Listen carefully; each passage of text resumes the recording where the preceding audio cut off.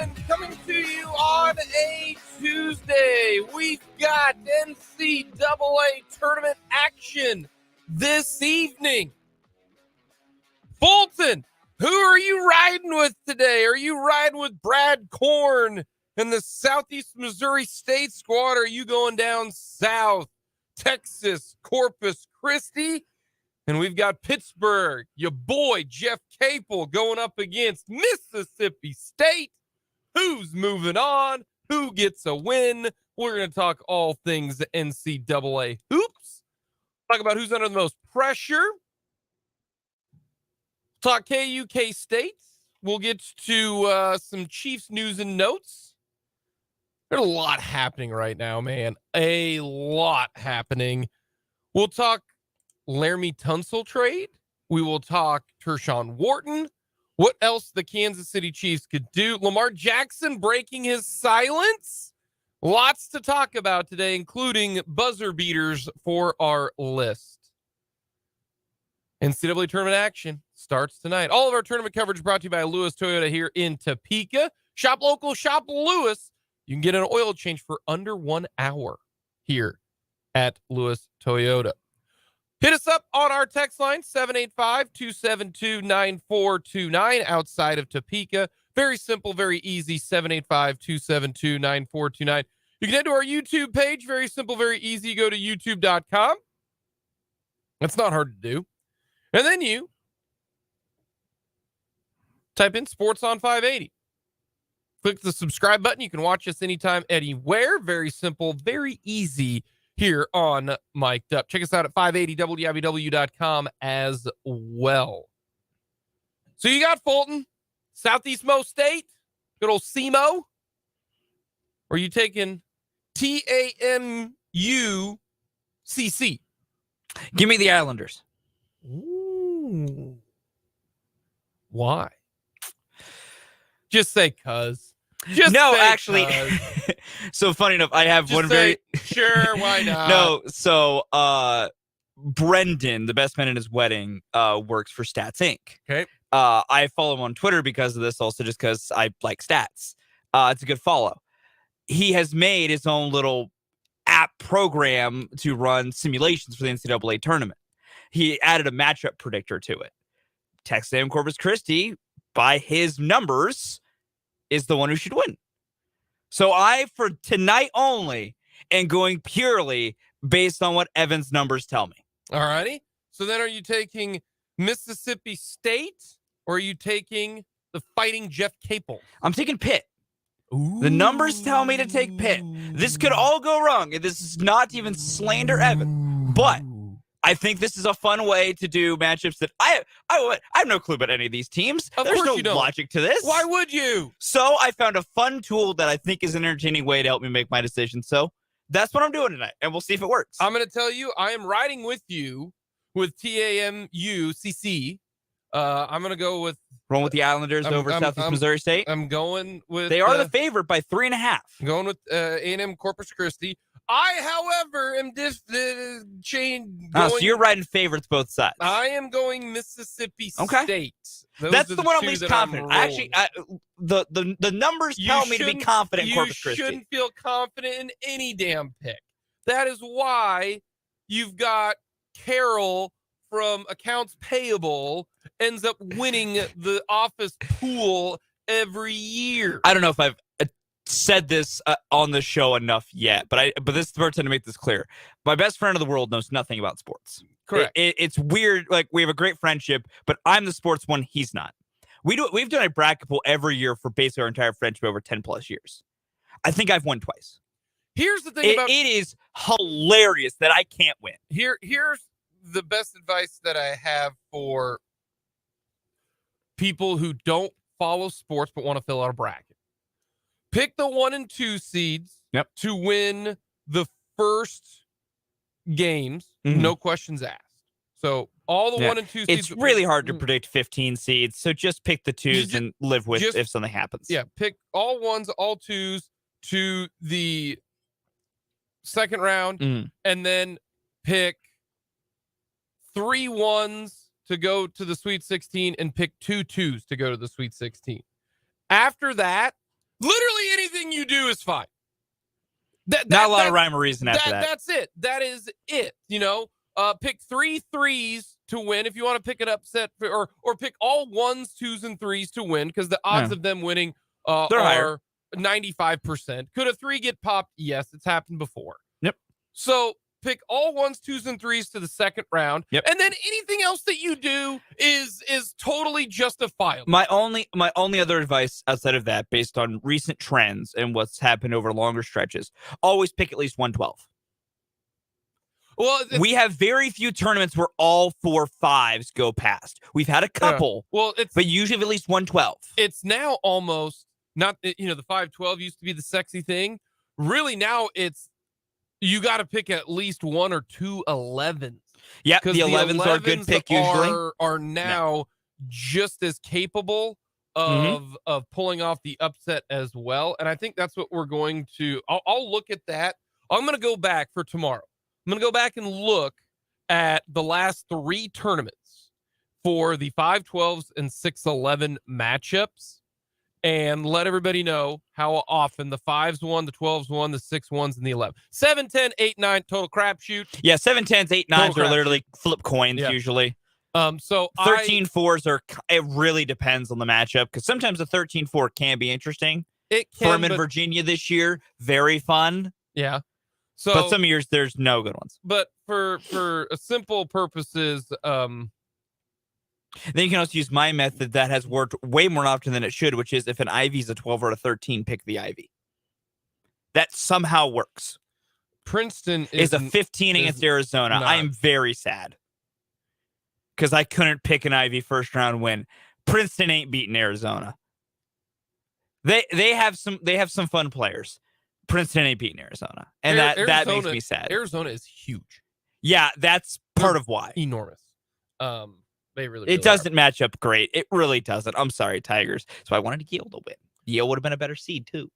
When it comes to the NCAA tournament this go around, I look at who is under the most scrutiny if they lose, and I don't think there's really any Big 12 team that is under a lot of scrutiny, but is there a team that does have a little pressure?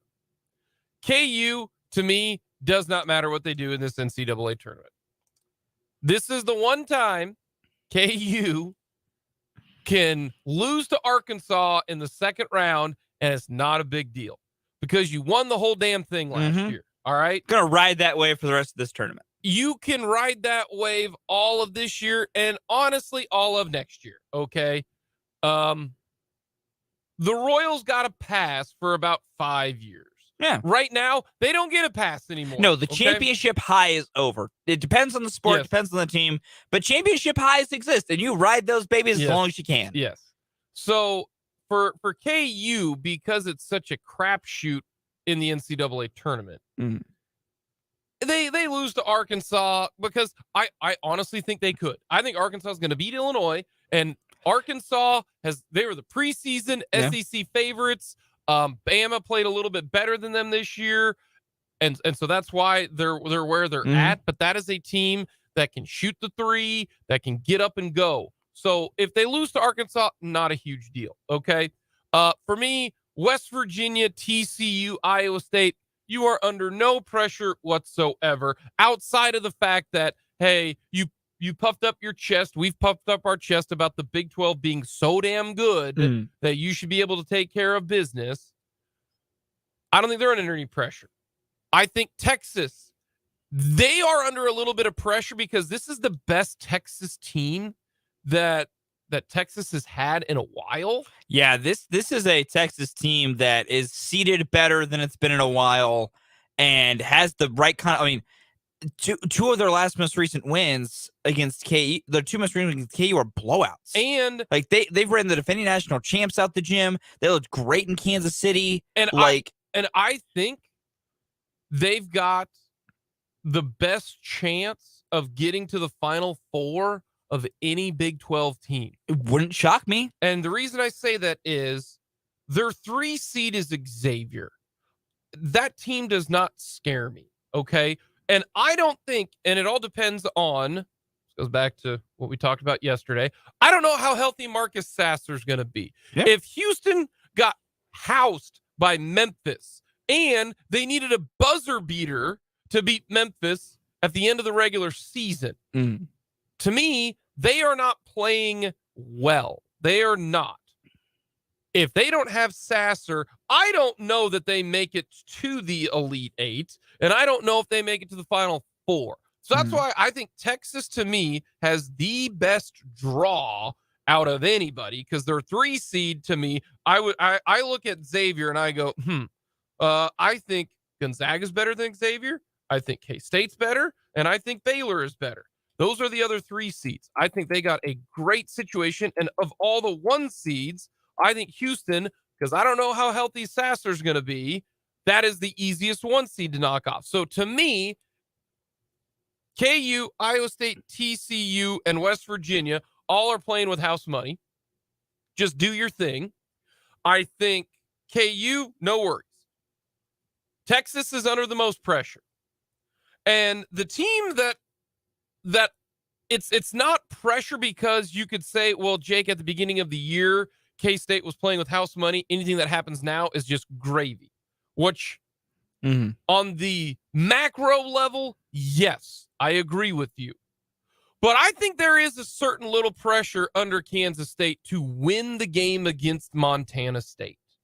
And the reason why is this has been an incredible year. It's been an incredible year. K-State has had some losses in the first round. UC Irvine and LaSalle when they've had great seasons. If you remember correctly, when they went to the Elite Eight, what were they? They were an 8 seed, 8 or 9. Either one, doesn't matter. They're the same. They play the same team. Like, to me, you can't go one and done if you're K-State, because then you finish the year losing to West Virginia, losing to TCU, losing to Montana State. It gives you a little bit of a bad taste on how this great year has gone. If you beat Montana State, you lose to Kentucky. Not a problem. No one's going to come here and try to take shots at you if you lose to Kentucky. Exactly. And so that's the reason why I look at this game on Friday night against Montana State. And if you look at the games against Montana State, here are the score, the point spreads, right? Baylor's favored by 11.5 over UC Santa Barbara. They're a 3 seed. Texas is favored by 13.5 over Colgate. KU's taking on Howard. They're 21. We don't know what TCU will be favored. It's either Arizona State or Nevada. And we don't know what Iowa State's going to be favored. The fact that K-State right now is the closest game of a 3 seed or higher, that tells you something about what they think of this Montana State team. We're going to talk with the play-by-play voice of Montana coming up tomorrow, Montana State coming up tomorrow. But I look at Kansas State as, you got to get this one. You got to win this one against Montana State, because then it feels like the season was not just a success, but you won a tournament game. You really did. You won a tournament game. And then if you get to the second round, great. Like Baylor, I look at Baylor and they're in between house money and not, because they were so highly thought of this year, and they're a 3 seed, and Baylor needs to Baylor can't get slipped up when they take on UC Santa Barbara. They need to win that one too. Whereas if TCU loses, if Iowa State loses, if West Virginia loses, that's not a huge deal. I think Texas, no questions asked, you are under the most pressure in this tournament. You've got a legit Final Four opportunity if you are Texas. Everyone else, you'd like to get some wins. That's why, K-State fans, we put so much into March. So much into March. When K-State won the Big 12, the 2 times that they won the Big 12, they lost to LaSalle and UC Irvine in the tourney. That left a little sour taste. That's why I really hope that they find a way to get it done. And you throw in the accolades today that came out. The AP All-American teams came out today. Jalen Wilson, first team, along with Zach Edey, Trace Jackson Davis, Jalen Wilson. I don't remember who are the other two guys. Brandon Miller from Alabama, and then I can't remember who the fourth one was. And then Keontae Johnson and Marquise Noel, both were on third team. It's the first time someone's been an All-American since Jacob Pullen by the AP. That's awesome. That's really good stuff, and that's why you can punctuate it with a win and play the weekend. Give your fan base, a fun first weekend. That's the one situation where you need this one if you are Kansas State. You need to. It's a good way to wrap up the year, and I think overall for the Big 12. I try never to get sucked into narrative things because they're usually stupid and petty, and it's just the television trying to find things to talk about and the internet being a terrible place. The fact of the matter is, the more Big 12 teams that lose their opening weekend matchups, the more people are going to try and say the Big 12 is an overrated conference. So they just beat it. They were all similar together, and that's how they beat up. They weren't necessarily better. Now, we know the SEC, they went, 7-10, right? I think. They went 7-10. Because the team that lost was Iowa State lost. I know they lost because I bet on Iowa State and they lost. Yeah. And then I can't remember who else. But they didn't. It was 7-10 at the minimum. Yeah. In the Big 12 SEC challenge. Either way, the Big 12 won the conference challenge this year, and so from a larger macro standpoint, the Big 12 needs to win as many as they can this opening weekend to not have to deal with those very, very annoying narratives. For K-State specifically, you would just like to get the win. Because if not, all you can think of is your best teams most recently all keep bowing out early. If you beat Montana State, but you don't make a Sweet 16 because you lose to Kentucky, that is what it is. Kentucky's a good 6 seed. There's no shame in losing to them. Things like that. So it's just, K-State, you don't, as good as Montana State is, and they are a feisty 14. It just would not, in my opinion, feel like the proper end of the way this year has gone. With how everything's gone, moral victors are kind of out the window at this point for K-State, where they've gotten to. So at least one win would be nice. By the way, they did. They went 7-3. Missouri beat Iowa State. Mississippi State beat TCU, but that was without Mike Miles. Yes, Mike Miles got hurt in the game. That was the game in which he got hurt. Yeah. And then Tennessee beat Texas. Now Tennessee doesn't have one of their better players. Correct. But that's interesting that Mississippi State did beat TCU, and the winner of the Mississippi State-Pittsburgh State game will take on Iowa State. So something there going forward. So first round, it's Thursday and Friday are so much fun. Absolute so much fun. We'll talk more KU and K-State as well as Montana State coming up tomorrow. All again, our tournament coverage brought to you by Lewis Toyota here in Topeka at I-470 and Fairlawn. We're going to talk with Matt Derrick coming up at the bottom of the hour. Brendan Dworzinski will join us for a little crosstalk. We'll talk plenty of O-line. The Chiefs, could they make another move?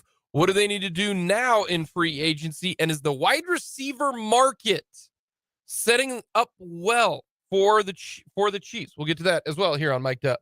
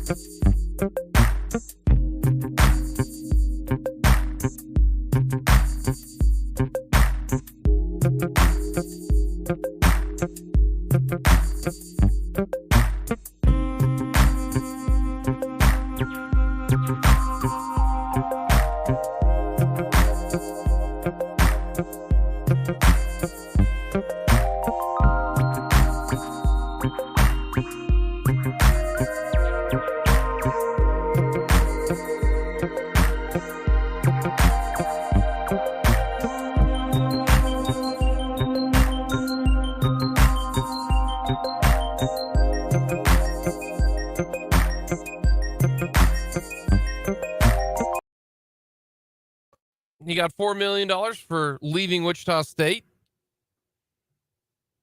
Where does Wichita State go? What do they do? That's a great question. I'm asking you. I don't know what they do. I know Chris Jan's going to come back Chris home? Jans. I do not know why. I can never remember his first name. I never remember his first name. I don't think he is. I don't think so. He's enjoying what he's doing at Mississippi State. Outside of that, or is it Mississippi State? Yeah, he's at Mississippi State. I thought it was at Wake. No, he's at Mississippi State. He's at Miss State. Who's at Wake? I have no idea. I could not tell you who Wake's head coach is.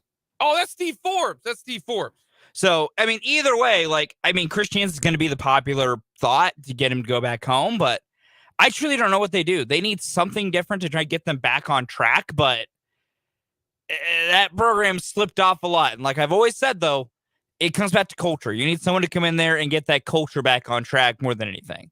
And I honestly don't know who the guy is.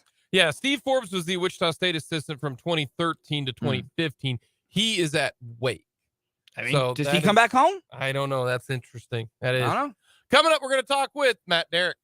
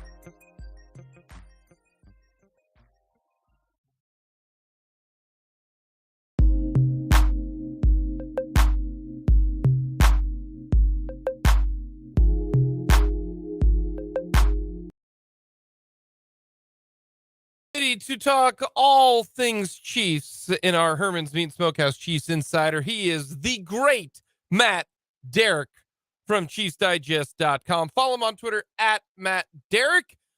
Matt, did you see the Chiefs signing Jawaan Taylor for 4 years, $80 million, $60 million guaranteed? Did you see that in your crystal ball? It was, I'll admit, it was not in my crystal ball. Definitely thought they would be interested in the tackle market, and whether it was a free agent or a trade. We'll see if the Chiefs are done. But no, this was a little bit further down the list. I mean, it makes sense. You think through it and you look at how the Chiefs operate, how Brett Veach operates, and some of the moves they made in the past, and hey, you piece it together and it makes sense.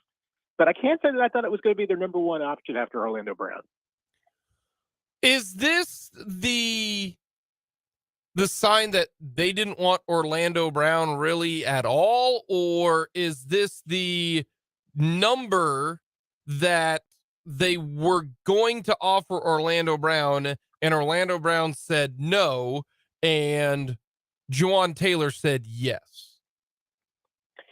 That is the intriguing question, because I think it's probably more of the latter, that, because I really go back to what Brett Veach told us at the Combine and kind of breaking through it. And, one of the things that they really said, he really mentioned, was that they wanted long-term security at the left tackle spot. I mean, they wanted to figure out what they were going to do, but they wanted to have it, set in stone. They didn't want to have to go year to year figuring out what they were going to have. So I think it was pretty clear that they probably gave, to a certain degree, Orlando Brown a take it or leave it offer to keep him around long term. And once he didn't, then they were going to move on and try to see if they couldn't figure out something else.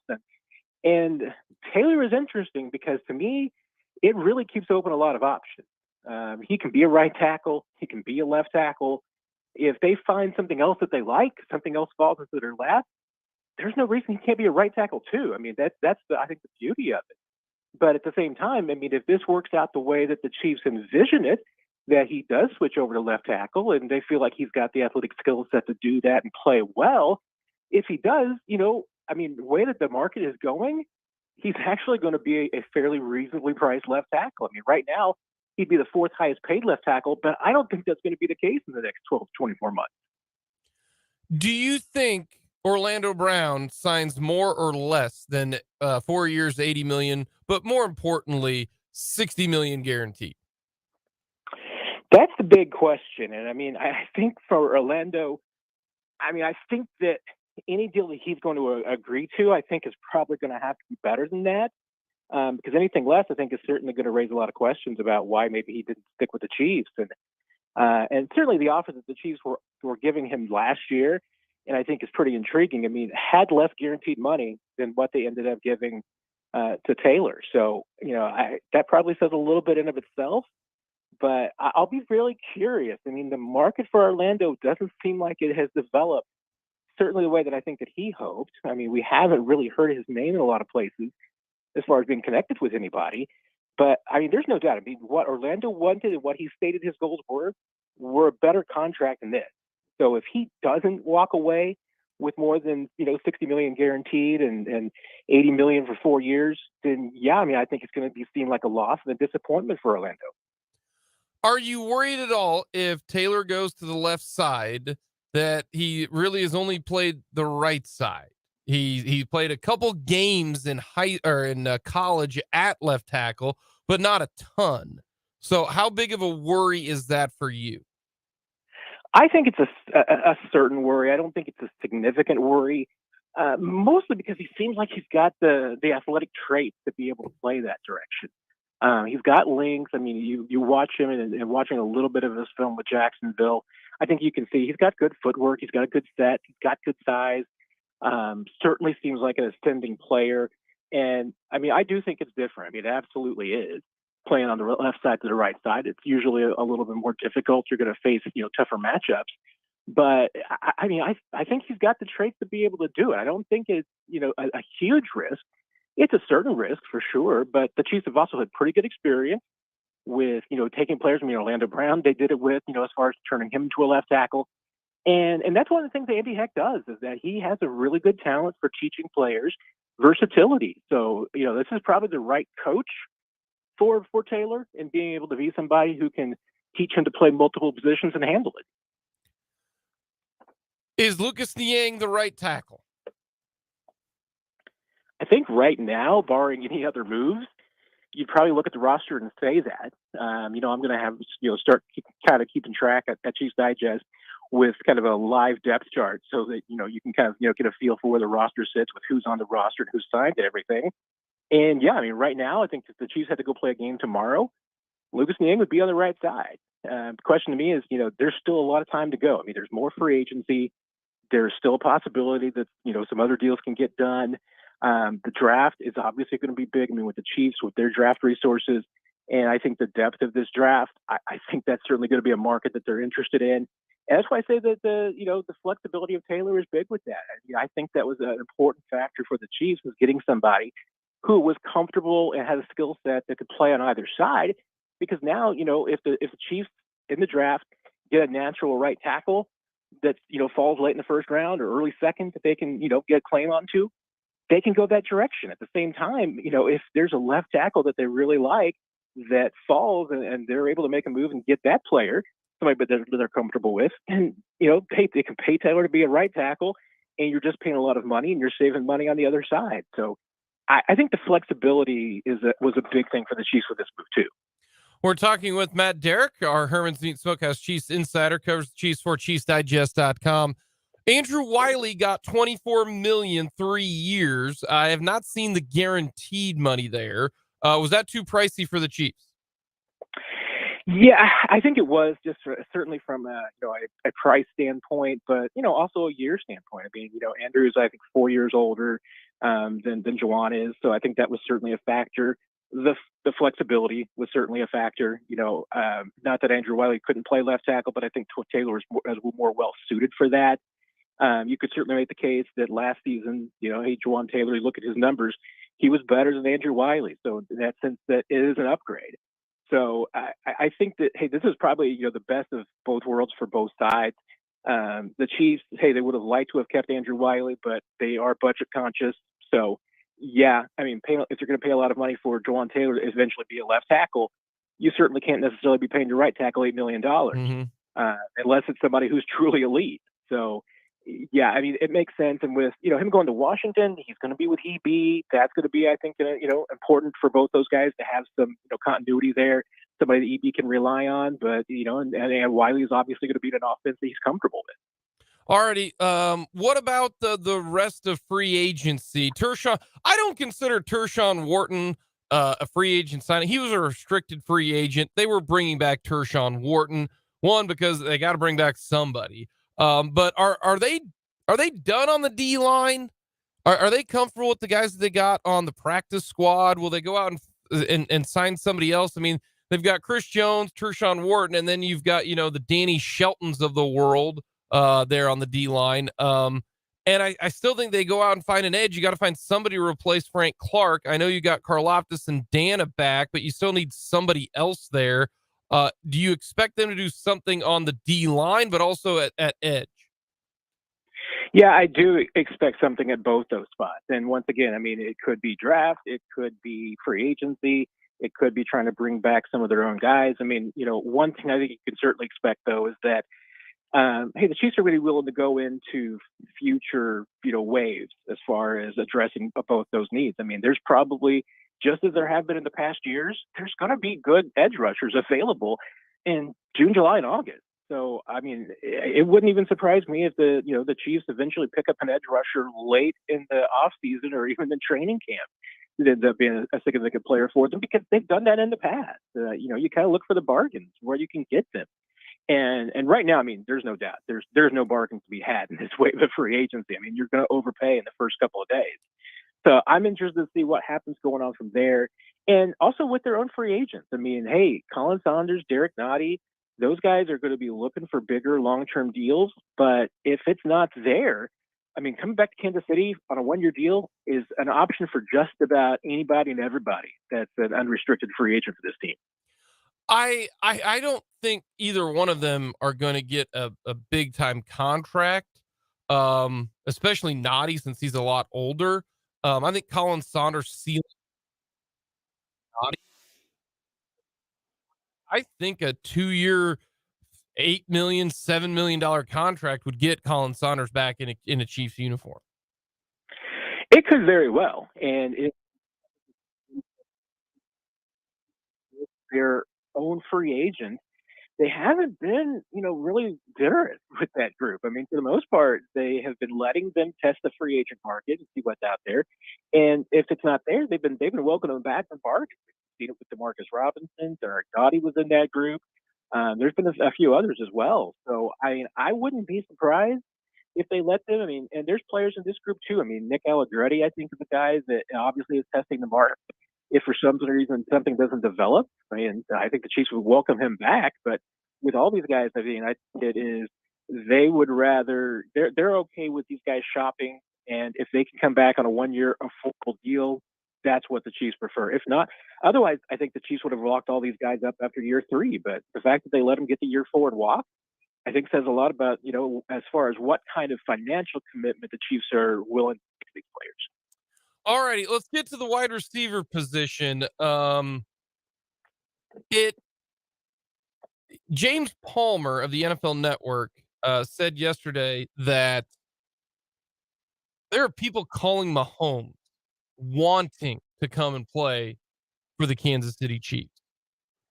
Are those like I'm fascinated to know who those people are.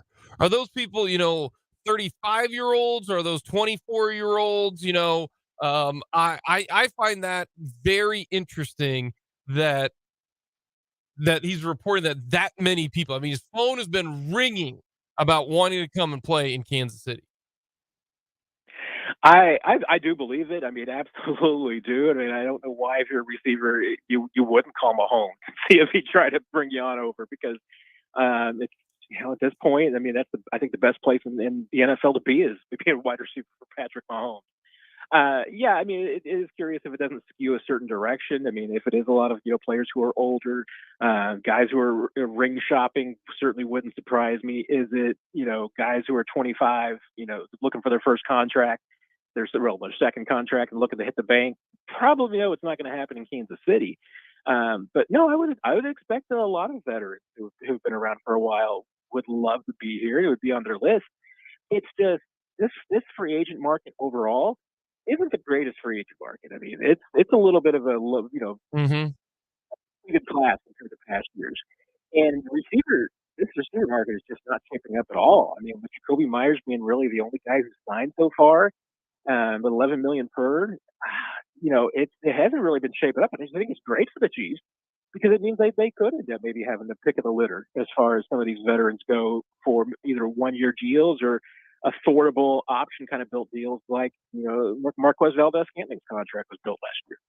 With the signing of Jacoby Myers, does that help or hurt what Juju's going to get. Will he get more than Jacoby Myers, or do you think that's the guy, and now he's going to end up getting less than Jacoby Myers?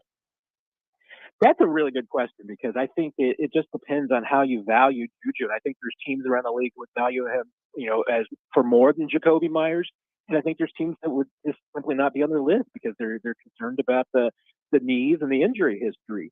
I think it helps because if that's the baseline, I mean, if 11 million per is the baseline, it's hard for me to see and justify that and make a case that Juju Smith-Schuster should be getting 16 plus. To me, I think it definitely makes it more affordable, but I think it also affects other deals. I mean, where does the Odell Beckham Jr. fit into this market when, Jacoby Myers, who was probably, for a lot of people, maybe the second or third, one of the top three receivers in this free agent class, is only getting 11? I mean, I think it pretty much brings the value down for all the receivers in this class. If you're Chiefs, they sent somebody there to watch OBJ. Do you? And the last time we saw OBJ, he was excellent in the Super Bowl. Played very very well for the Rams. Of course, he tore his knee, missed all of last year. Had an unfortunate and a rather embarrassing situation at the airport. Anybody who doesn't get, who acts like that on an airplane, you're crazy to me. But he can catch a football. So, what's the number do you think the Chiefs would go with if they try to get OBJ? I mean, I think especially given the injury history, given the age, given the X factors that you kind of allude to, I mean, I would only, I think, be comfortable with really a Juju Smith-Schuster kind of deal. I maybe a little bit more as far as the base goes, maybe as it is Odell, and maybe you go a little bit higher. But I mean, to me, it would be a low base salary with a ton of incentive. I don't think I'd be comfortable at age 30 of investing, multi years and a lot of guaranteed money for Odell Beckham Jr. beyond 23, and especially with this team that I think has proven that, for veterans that they can come in, they can play immediately, they can put up some numbers, and if you need a 1-year prove-it deal in Kansas City, that should be good enough for you, especially for Odell, who's been out for a little while. So I would have a lot of heartburn if I'm the Chiefs at making a multi-year investment and $12+ million for Odell, but a 1-year prove-it deal with a ton of incentives, I'd be all over that. Does the Javon Hargrave contract hurt or help the Chiefs contract extension with Chris Jones? I think all of the movement so far in the tackle market has been for the Chiefs' favor. I mean, there hasn't really been anything that's reset the market. Hargraves is the biggest deal so far, 21 million per, but that's, really, I mean, it's only $1 million more per season than Chris Jones is making right now on his current deal. So it's very comparable to what Chris Jones is really making right now. Even the guarantees were pretty close. So to me, there hasn't been anything that has reset the market yet. And I'm not sure that unless even Deron Payne's extension really didn't do it either to reset the market. So unless something happens out of the blue, I mean, Quentin Williams is one of those guys that can certainly get a big contract extension. There's a few other contract possibilities, but Hargrave was the one I think you had the circles being the most concerned about because age-wise, he's comparable to Chris, and they've had somewhat similar production. So I mean, does Hargrave's contract make it easier for Chris to go to the Chiefs and say I want to be paid like Aaron Donald and 28 million per? I don't think so. I mean, I still get the fit that Jones would be comfortable, being kind of the comfortably number 2 paid D tackle in the league. And if that's the case, there's plenty of room for the Chiefs to go. But they don't have to break the bank. All righty. The last two for the road. First one, very simple. What's the next position that the Chiefs sign? I am going to go. I mean, they need a receiver, so I think I'll go with receiver because I think it's a possibility that they'll be one of their own. And lastly, how far in the tourney do you have your beloved Missouri Tigers going? First of all, I hope you like points because Arizona or Utah State can absolutely score it. We know Missouri likes to score it, so take the over on that one. But if they beat Utah State and then do they take down Arizona? Yeah, the NCAA Tournament Committee just hates Mizzou. There's no doubt about it. I mean, they got to go over. They're one of the 4 teams are going over 1,000 miles for their first game, and they're going against a 10 seed Utah State. It's underseeded because, of course, it has to be a mid-major that you underseed that Mizzou has to go up against, and then you have to go up against Arizona. That I still have memories of that 30-point drubbing in the Elite Eight 30 years ago. So, I mean, as far as I can take it to is round 2. I mean, I'm scared about round 1, but I can't take them beyond round 2. And usually my case is that I end up taking Mizzou one round too far, so they'll probably lose in the first. Well, hey, they're back in it though. That's possible. That's possible. Could that be more of a Mizzou fatalist attitude that I have? I mean, it's classic, isn't it? Yeah.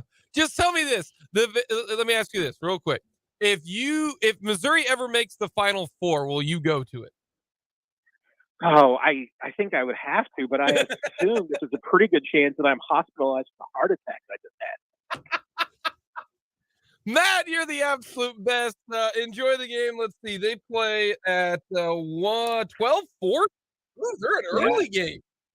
Yeah, I'll be playing that one in front of a few hundred fans at 11 o'clock in the morning out there. Oh, they play on Thursday. Oh, man. One of the early games. All righty. Well, Matt, we appreciate it. Have a good time. Fulton will never say this, but I hope your Missouri Tigers get a win. I appreciate it, guys. Take care. Matt Derrick, Chiefs Digest, the best. It's true. As much as I like Matt and I do enjoy him as a person, Nicest I will guy in the world. I will never say good luck to the Missouri Tigers. I know you won't. I get the closest I would get is telling Matt good luck to his Missouri Tigers because Matt's the nicest guy in the world. Yeah. I mean, I wasn't cheering for Emporia State in the NCAA tournament. Exactly. Right. I ain't cheering for Pitt State in the NCAA tournament. That's just not. I can't do it. Coming up, we're going to talk free agency in the NFL and where could the Chiefs go.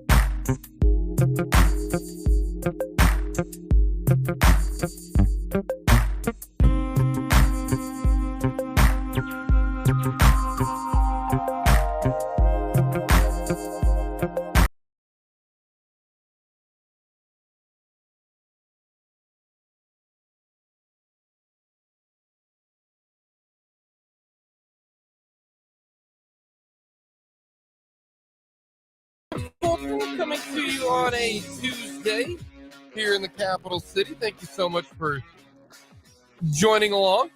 Chilly one out here in the capital city today.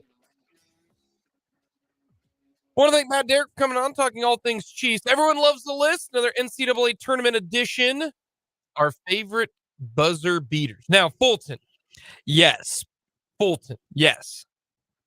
Because you are very strict on these lists, you have to remember it. Yeah, no, I was actually going to bring up one of my own. One, yes, of course, I have to have seen the buzzer beater. Okay. I agree. For it to qualify, must the shot go in as time expires? I assume yes, because that's usually the definition. But if it's like 1 second left, and the game fine. effectively the game okay. or the period, okay. Well, let's put it this way: you say it, and if I'm like, no, that doesn't. Mario Chalmers was not a buzzer beater. Okay. Even though there's only 2.1 left. That is, and the game wasn't over. That's fine. The game wasn't over. That's not a buzzer beater. That's fine. That's fine. That's where I'm trying to get here. Yeah. Because I was leaving Mario off my list because that doesn't technically count. Yeah. Had you allowed it, obviously, unsurprisingly, that would have crept back in. That's one of my favorite memories in life. That's fine. Because everything else is on the concept of the shot goes in and the game or period is over. Correct. Because buzzer beaters essentially OT, I think, also technically counts because they are buzzer beaters. Yeah. So no. I always try to adhere by the I saw the game rule. Yeah, gotta remember that one. Because listen, I know there was some cool stuff. I know there was cool stuff in the 90s. I don't remember that crap. I was born in 96. I don't remember any of that. Correct. So no, I'm sorry, everybody. I will not have Bryce Drew's buzzer beater for Valparaiso on my list. Oh! That was 1998. That might be on my list. I remember when I was watching that. I remember watching the video several times years later. That's cool. We acted that out so many times, like in my front yard. Of course you did. Someone would throw it deep, and you have three people there, and you catch it, and turn, and you throw, and you catch, and you shoot. Mm-hmm. And we did that so many times. It was so much fun. Oh man, what a great buzzer beater! So we'll get to that. Brendan Dworzinski will stop by for a little crosstalk here on this Tuesday edition. Let's get to some NFL news. I'm still open to OBJ coming to the Chiefs. I'm always open for it. I am. I know he's as a teammate. It's worked. I think because it's Patrick Mahomes, because it's Andy Reid, because you've got Travis Kelce, because you've won 2 Super Bowls in the last 4 years. I just think that you can't deviate from that, man. You can't go in there thinking you're going to be all that and a bag of chips. All right. That's not that. No one will go in there knowing, oh, well, I'm going to cause some problems. There isn't. The guy that I'm most interested in right now is Calais Campbell. Calais Campbell to me is the Melvin Ingram, Carlos Dunlap move of this year. Calais Campbell has had a terrific career. Yes. He's old. He old as hell. He old. Yeah. He's gonna be 37. Okay. That's like you out there playing defensive line. I'm older than that. I am older than Calais Campbell. This guy has been a good player. Now, the last couple of years has not been great, but he had 5.5 sacks this year. As a third string defensive end, I'm all right with that.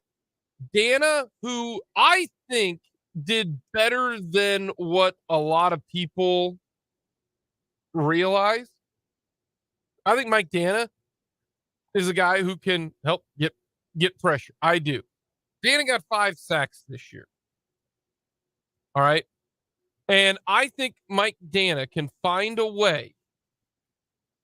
And this year he ended up with, around 20 pressures.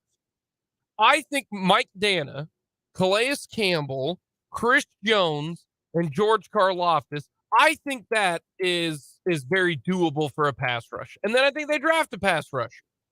I told you this yesterday. I think the first 3 picks for the Kansas City Chiefs are going to be pass rusher, wide receiver, offensive lineman in any one of those orders. Just like we thought last year that the Kansas City Chiefs were going to draft a wide receiver, defensive end, and we said that they had to draft a corner because they had nobody at corner. Yeah. I mean, nothing. Those are the 3 things that we thought they were going to draft. It just so happens they went corner, D-lineman, wide receiver. So I think Calais Campbell is an absolute option as your Melvin Ingram, Carlos Dunlap, Terrell Stuggs type of situation. I think this is he would be a good fit. He's a big, strong defensive lineman. He's huge. Lot of pass breakups over his career. So that's why I think this is a potential fit. And Joe Cullen, defensive line coach, coached Calais Campbell earlier in his career. That's why I think this could work for the Chiefs. I think it could as well. He'd be an interesting fit. He's a big, long dude. He's 6'8", with just arms out to forever. Which is something, I mean, the Chiefs usually do like. They like those bigger bodies as their edge because they can hold up against the run really well. And Calais Campbell himself has done a good job in his career holding up against the run while additionally pass rushing. I mean, if Calais Campbell wanted to go somewhere to try and win a ring, do a little bit of ring chasing in the career. He's got 99 career sacks. Yep. So I can't imagine he'd want to end on 99. Carlos Dunlap, his big thing was getting to 100 when he came to Kansas City. So it fits. It entirely fits the mold, and I'd be down with it. I think there's got to be at least a little bit of juice there left, especially in the idea of just rotational. Like, third downs, you need to go to a real big, heavy package, bring in Calais Campbell. You have to play 40% of the snaps.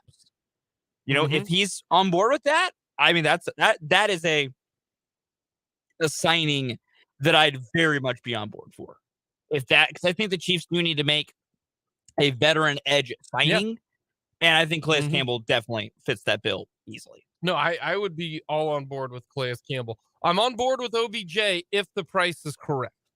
If the price is correct. And it's got it, he's going to ask for like $15 million a year. He's not getting it. He didn't play last year. He's getting older. No one's going to give you that deal.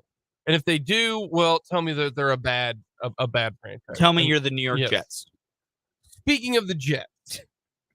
This is just getting funny. For me, this is just getting funny. If you are dabble in the Aaron Rodgers situation, you are going to get the full Aaron Rodgers situation. And the Jets are going to trade for Aaron Rodgers, it looks like. But now they're trying to sign all of his buddies. Randall Cobb, Alan Lazard. They're talking about Mercedes Lewis. The Jets have weapons. The Jets have Garrett Wilson. The Jets have Elijah Moore. The Jets have Breece Hall. The Jets, if you want to add one guy, if you want to add Alan Lazard, okay, fine. Then you got Breece Hall. You've got Lazard. You've got Elijah. Is Elijah Moore the Ole Miss wide receiver? Yeah, Elijah Moore. Yeah. And then you got Garrett Wilson. Hey, that's a pretty good trio of wide receivers. That's all right. I'm sorry, I'm not trading for Randall. I'm not signing Randall Cobb and his old bummy ass. I'm not doing it. All right? I'm not bringing in Mercedes Lewis. Here's the thing. If you're the Jets, we'll have Brendan on for CrossTalk later this hour, and he'll confirm this. With at least getting Aaron Rodgers, you have to sign Randall Cobb. Whether he plays a single down for you, you have to sign Randall Cobb. Because Aaron Rodgers wants Randall on his team. I know, and that's but that's what it is. Like we know this, and the thing is, the Jets knew this. They knew it, and you know what? They put themselves in this position, and they knew that this is part of the deal. Is Aaron Rodgers just has certain guys he wants to play with, and apparently, we know one of those guys is Randall Cobb. We know that. Apparently, Mercedes Lewis is part of that too. You want to know what they're going to end up doing? They're going to have to trade Elijah Moore. And if I am the Chiefs, I go after Elijah Moore. No, I wish I could remember, and I might try and find who it was from. But with all these news coming out of the different receivers, the Jets might be signing for different reasons. No, they another reporter there said it too. If you even think you might want to add a young wide receiver to your team, you call the Jets about Elijah Moore right now. Yeah. You give him a call. Because they're going to add all these people. Elijah Moore already was disgruntled in New York last year. Yeah. And give him a call. I would. I like Elijah Moore coming out of the draft. I did too. I've enjoyed a lot. I thought he was going to have a great year with the Jets last year, and it just never happened. Can never get in sync with the offense. Can never really figure it out. I think Elijah Moore could use a change of scenery and be successful. And if the Chiefs want to be that team, I wouldn't complain because I like Elijah Moore. But I also think anyone should just call the Jets about it if they're going to keep doing all this. Make a phone call. The Jets would probably be willing to take it to get some capital to back up the other things they're doing right now. If you are, this is the thing about trying to get Aaron Rodgers, and we have said this for, there are a couple staples on this show. Number one, we're never too good for free. Correct. We are never too good for free. Number two, never run speed option to the short side of the field. Correct. Jake and I both big proponents of that. Big proponents of that. This is the stuff where we will ride together, right? Yes. Yeah. Walks are terrible as a pitcher. Yep. And excellent as a hitter. Correct. All right. See, look, these are staples. Yeah, these are staples of our program. But there's one other one too. It's be better than your problem. Okay. Mm-hmm. Right now, the Packers are like, yeah, Aaron, you ain't better than your problems that you bring to the table. And that is why they are going to move. Mm-hmm. Last year, he'd come off back-to-back MVPs, dealing with the headache that they had. Mark Murphy and all those guys, we're all like, he's two-time MVP. He's worth the headache. He's worth the headache. He's worth the headache. He's better than his problems. After this last year, I think the Packers organization just said, thank you for 18 years. We appreciate it. You've been tremendous. See ya. You are not better than the problems that you're dealing with. We are not going to deal with the headaches. That is what happened with the Kansas City Chiefs and Marcus Peters. They said, honestly, yes. Marcus, you're a great athlete. We appreciate you. But Andy Reid basically said, if you're not rowing the boat with us, you're not as good as your problems right now, and I'm done dealing with it. And move on. You have got to be better than your problem. Guys who are not very good and you are a problem, guess what? You get to boot very quickly. You have to be better than your problem. And that goes with any situation. I'm talking little league. I'm talking high school. I'm talking at your job. There are people out there right now at your job in which you have a coworker or you've got a boss or you got someone underneath you that you cannot stand.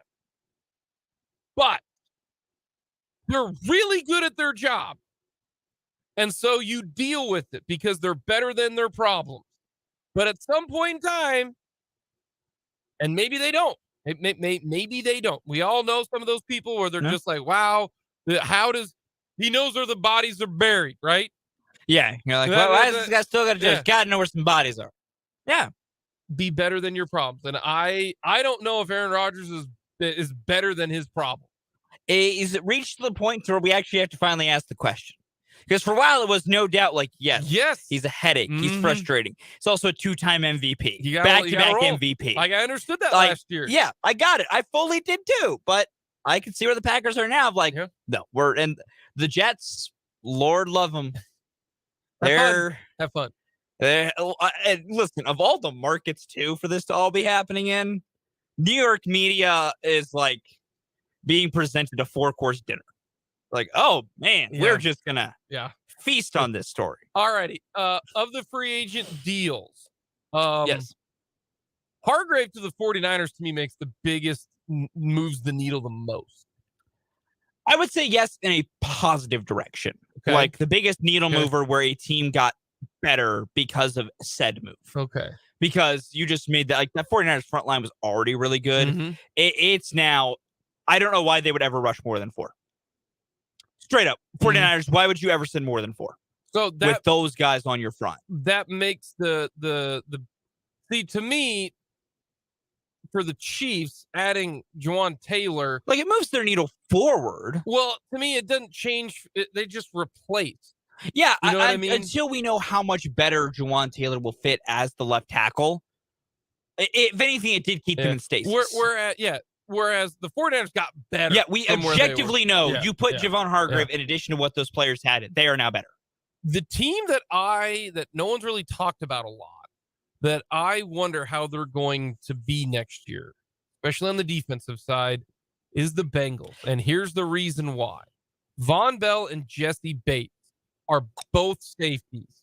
They are gone. Nanzo, see you later. They are not there. They played combined 95% of the snaps for Cincinnati's defense. And we all know this. Safeties help cover up corners. Yeah, they do.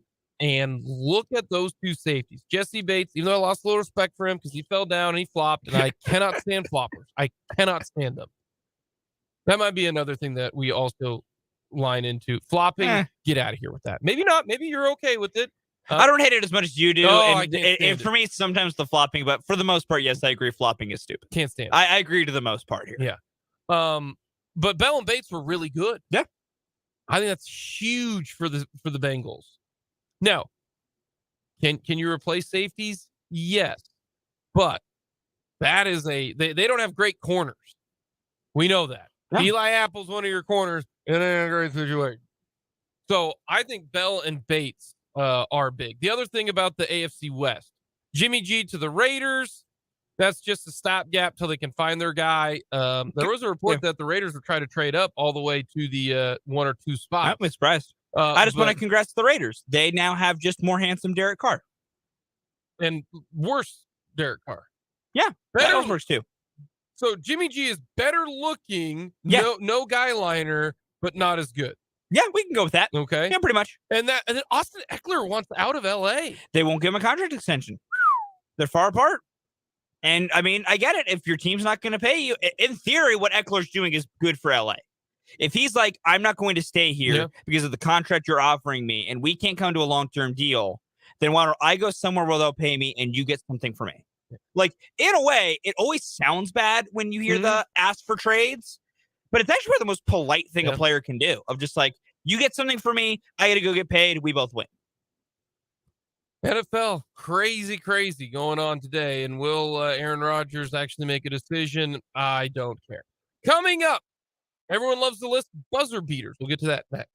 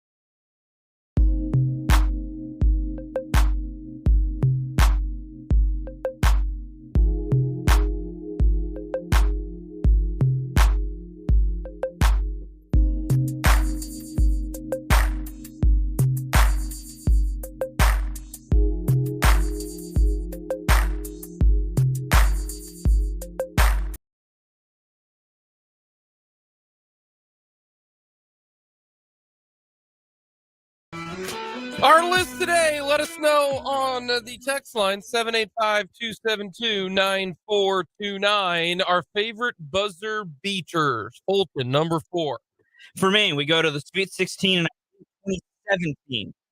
Florida, Wisconsin, Chris Kiosa's floating three-pointer flies across the line. Great difficulty and importance are the two things I look for in a memorable buzzer beater. Chris Kiosa's shot was insane. Number 4 for me, Bryce Drew over Valpo over Ole Miss. It's iconic, man. It is iconic. Number 3 for me, it sent them to the national championship game, even though they ended up losing. Jalen Suggs' shot over UCLA at the buzzer. That was a great game, and that was a good shot by Jalen Suggs. Number 3 for me, it won a national title. Chris Jenkins. Archie Diacono flips it behind him. Jenkins. Oh, God, that play was amazing. And the most amazing part about it was the guy who controlled the confetti afterwards. Because if he's wrong, they got to clear out the whole thing. But he knew. Like, it was good. Release. Pure. And it Splash. just, the timing was great. Fantastic. Oh, it was awesome. Number 2 for me, it was a first weekend game. But the fact that this was from half court with 2 seconds left gives it a high nod for me. Paul Jesperson from Northern Iowa over Texas. Yeah. Catches it. The thing is, remember, is he had just made a half-court buzzer beater to win a game like a week prior. And I was like, this is interesting.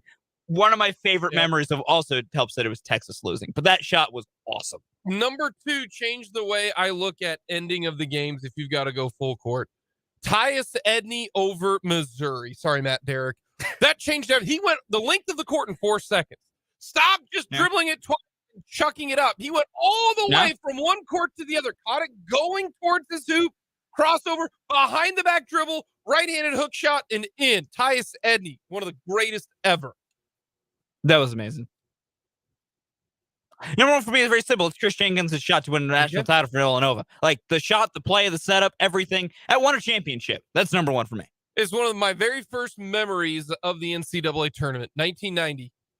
Grant Hill. Throws it to Leitner. Fakes one way, turns up. We did that so much on our Papa shot when I was a kid. One of us would be at the end of the basement. We'd throw a baseball pass, take it, shoot it. We'd imitate it all the time. Great shot.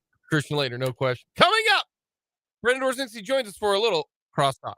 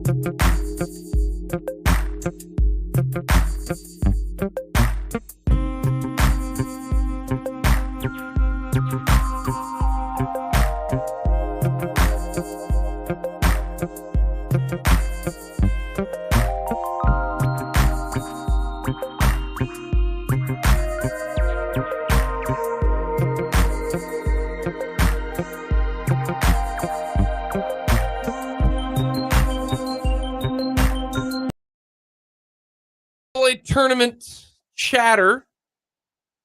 Oh, did you just bring this back with the nitty gritty dirt band? Yeah, we did. That's how we roll here. You're darn right from I did. noon to No, three. hey, You don't come in Listen, here. I'm not complaining. Coming That's a great into song. our show. You and me going fishing in the dark. Spouting about the tunes that Fulton is rolling here. Not a problem. I'm just, I got your was back, surprised. Fulton. I got your back. I was surprised. No, I like the bump music you guys have. I know there's some Dropkick Murphys in there. Mhm.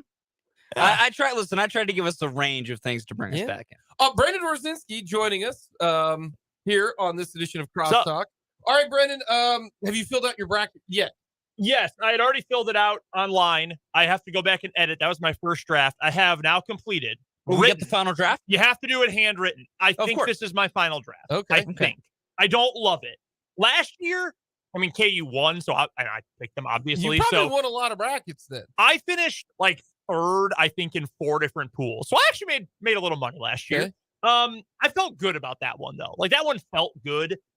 This one, some of it feels good. Some All right, what do you got? That's the All way right. I've been feeling lately. First of all, are you going with Brad Korn or are you going with the Islanders? I'm going with the Islanders. I'm Okay. going with Command. Texas A&M. Are Corpus you Christi. going Mississippi State or are you going with the Jeff Capels? Put Pitt in? Give me Pitt. Okay. Brendan, I just need you to That one is significant, by the way. That pick is significant. Brendan, I need you to understand. We have the exact same picks for tonight. Yeah. Uh-oh. Liking But that. so, Brendan, I will tell you this. I saw that your good friend Evan Yes. of Stats Inc. put out his little app that he made. Yeah. I've used that to make my picks for tonight with his matchup predictor. So he built this entire, I mean, he's awesome, super smart. He's the guy who works for Stats. You met Evan at my wedding. He built this bracketology program. It's got it's similar to KenPom, but he weights the stats differently a little bit. And you can like simulate the bracket and match up if these teams face. What is the real spread versus what should the spread be? So, no, it's been very helpful. So I'm And I'm hoping he glad helps that me. I I went also some money picked tonight. That is nerd alert, but cool nerd alert.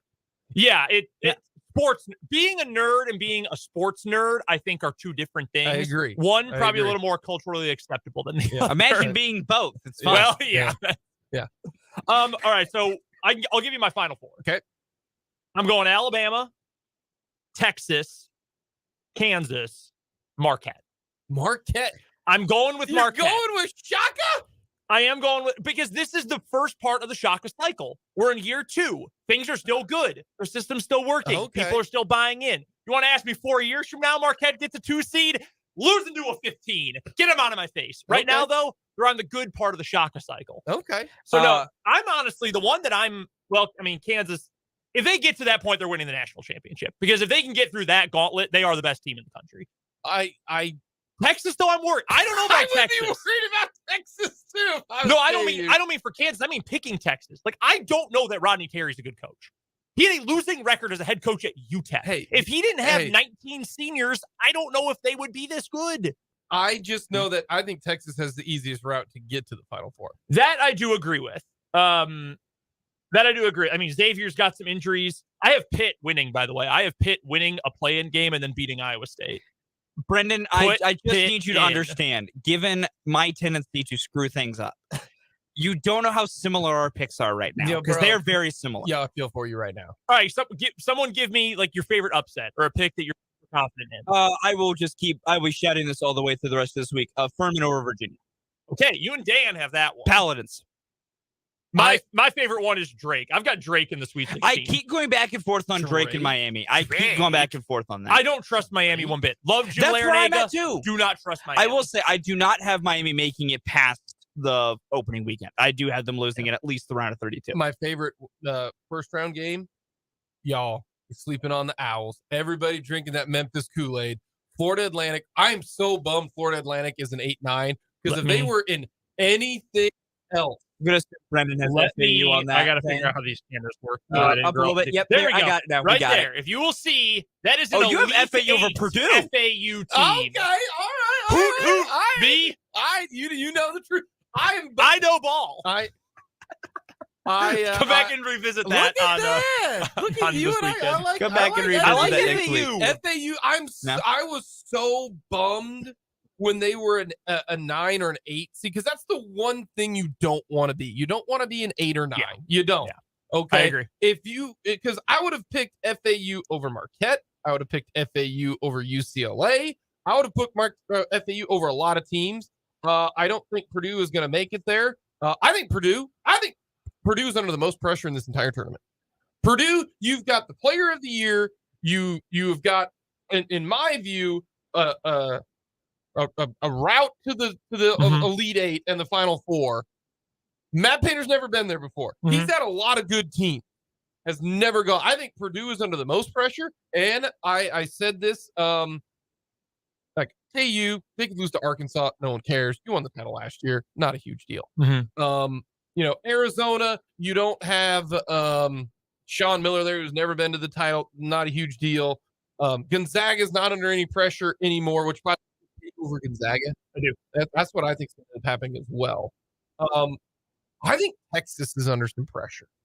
Here's the reason why. They've got all those seniors. Mm-hmm. You have no idea what's going to happen next year. And I'm with you. Rodney Terry, he wasn't the coach. It was Carr who literally grabbed the clipboard from him that one game and drew the play up. Yeah. The reason why Texas is so good is because that's Chris Beard's team. Mm-hmm. Okay? Yep. I think Texas is under a lot of pressure because their route is so easy. Yeah, so I agree. Easy. I agree with you. I mean, I don't think Houston, that Midwest is such a joke of a division because I don't think Miami is very good. I don't think Indiana is very good. And Houston, I don't know if they're going to have Sasser on their team. Mm-hmm. That's why I think Texas has a great opportunity to roll right in there. I agree with that. Also, when you said Purdue is under most pressure, that's a very literal comment. I was saying this to Dan yesterday. If you run the most basic, like high school JV press, you will beat Purdue by double figures. That's why I think they have no idea how to play it. It's incredible. And Memphis the same way. Yeah. Memphis has got a bunch of athletic guys. I would take either of those two teams over Purdue. I just want to add this real quick as we with this bracket talk and pointing out Indiana not being very good. Also, Kent State over in Indiana. Be willing to make those picks. Let me ask you this because we talked about this briefly. It's almost all gravy to me for Kansas State, but if you lose to Montana State, which by the way I think that is the toughest matchup for a 3 seed right now, is Montana State. Montana State to me. We're going to talk with the voice of Montana State coming up tomorrow. Get a little more Bobcat discussion. They've got the defensive player of the year. They got 2 guys who can fill it up. They play at a pace that can cause problems. They turn you over at a decent rate. But K-State, just making the tournaments is amazing. Secondly, getting a 3 seed is incredible. But if you lose the very first round, you end the year on 3 straight losses. There's a little bit of, kind of it didn't end the way it should have. And so if you lose to Kentucky, if they beat Providence, which they might not, I think they will. But if you lose Kentucky, no one's going to be like, oh man, should have beat Kentucky. So I just hope K-State beats Montana State, because K-State's had 2 of their last 3 trips to the NCAA tournament, or 2 of the last 4 have gone. You were the 4 seed, and you got and a 3 seed, and you got bounced. LaSalle, I was at that one in Kansas City, and then against UC Irvine after going to the Elite 8. You won the Big 12 tournament, or you won the Big 12, and like that's just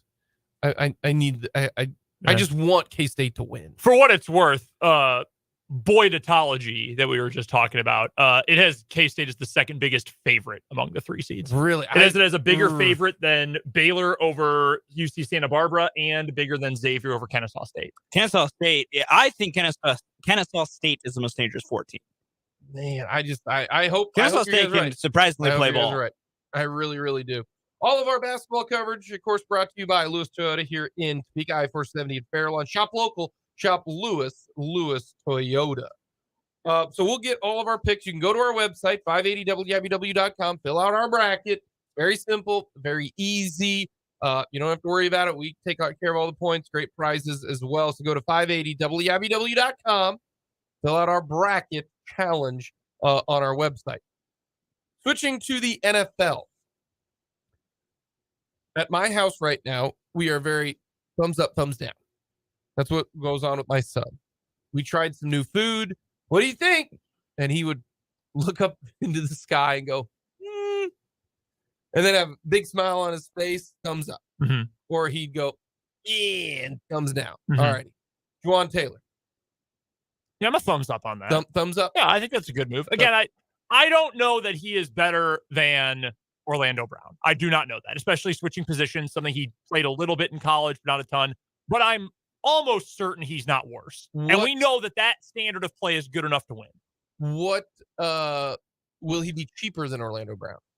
Will Orlando Brown get more than 60 guaranteed? Yes, because the Chicago Bears still have $70 million in cap space. Well, it doesn't matter what you get this year. I mean, Juwan Taylor's cap is $5 million. I mean, it's all how you structure it. Well, yes, but they don't have anyone else on their roster. That's why there's so much space. It's all rookies. So you think he'll get more than 60? I believe he will get more than 60. Yes. Because that's what's going to be great about this. You can say, okay, Orlando Brown, 80 million guaranteed, or Juwan Taylor, 60 million guaranteed. Who would you rather have? And then you can make your answer. Like this is what I love about free agency. Works out very, very well. Biggest move in free agency that is impacted positively. Biggest positive impact? Yeah, like if someone goes to, like, maybe you think you're a big Jimmy G guy. You love Jimmy G. Yeah, but I'm like also a realist. Jimmy G to the Raiders. Is that the biggest impact?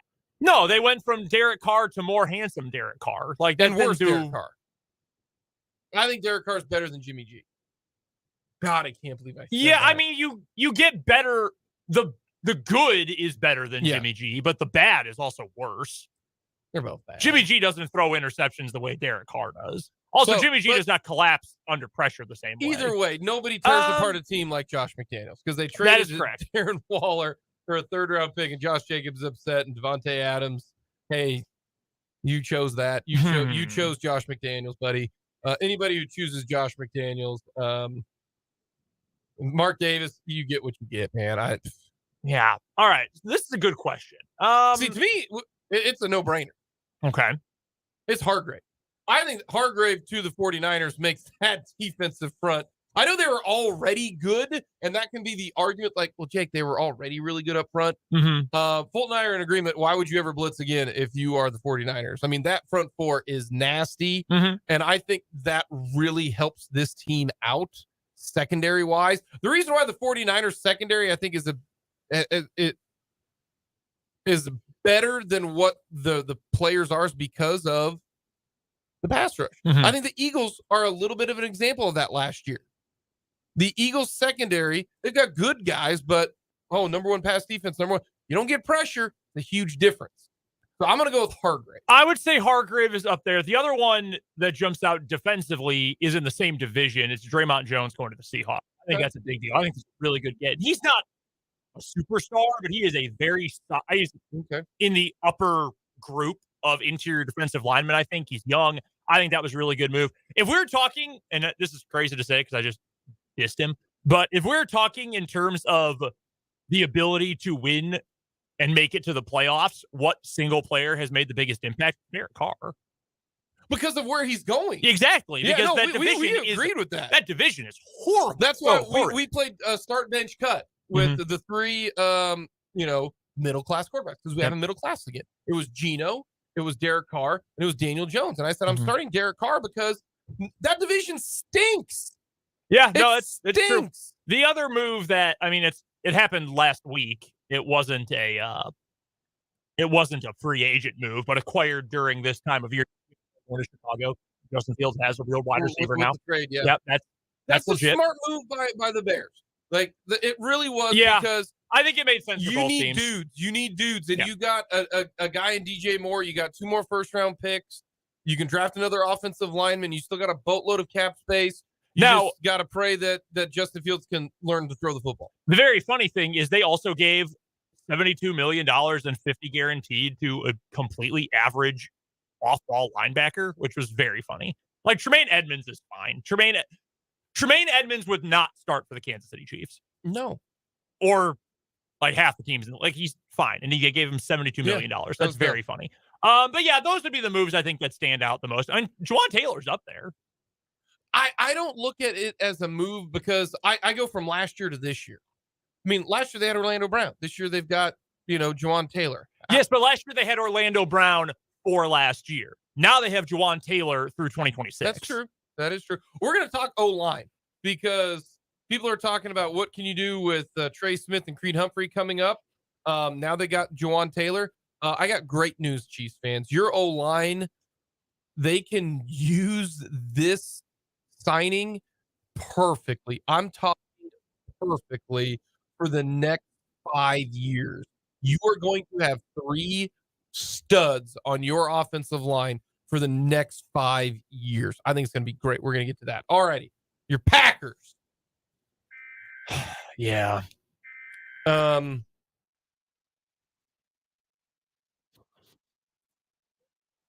Your Packers. Yeah, I mean, we say this a lot. I say be better than your problem. Right now, do you think Mark Murphy looks at Aaron Rodgers as, you know what, he's too much of a headache. I don't want to deal with him anymore. How do you view him? Aaron Rodgers isn't a Green Bay Packer. No, I'm saying is that why you think they like, do you think it's more on the Packers didn't want him back or Rodgers was gone? I think it's 50-50. I think the Packers said, hey, we can't do this for the second straight. Like next year, going 8-9 with Jordan Love is better than going 8-9 with Aaron Rodgers. Oh yeah, I agree with that. Like 100%. I think the Packers are right at that point. Like, look, we have to figure out what we have with Love. And I think they're done dealing with this the headache. You know what I mean? Like the reason they did it last year is because I got it. I mean, we all talked here last year. He's a 2-time MVP. You got to bring his ass back. It's a little bit too much, I think, maybe for the Packers. Yeah, but they also gave him $50 million. I think that was for one last go. That was like their last dance type of deal, I think. Yeah, but they knew when they signed that deal, they were going to put themselves in this spot if they wanted to get rid of him later on. I think they had buyer's remorse for that deal, which is fine. Like, he's not a Packer anymore. Like, he's literally under contract, but that era is over. And that's why I have personally moved on. Like, Jordan Love starting at quarterback. That's fine. It is what it is. I hope it goes well, because if he's not good next year, the Packers are going to be pretty bad because the defense is going to suck. It's not going to be good. And if Love is good, well, the offense is actually probably going to get him to 9 wins. I think that's doable. If he's bad, and I told Fulton this, ideally he is so bad mixed with the defense being so bad that Drake May is the next quarterback for Green Bay Packers. You're not going to be that bad. Well, we might see some historic tanking this year. Like, if you are, I'm trying to even think who might, like the Colts.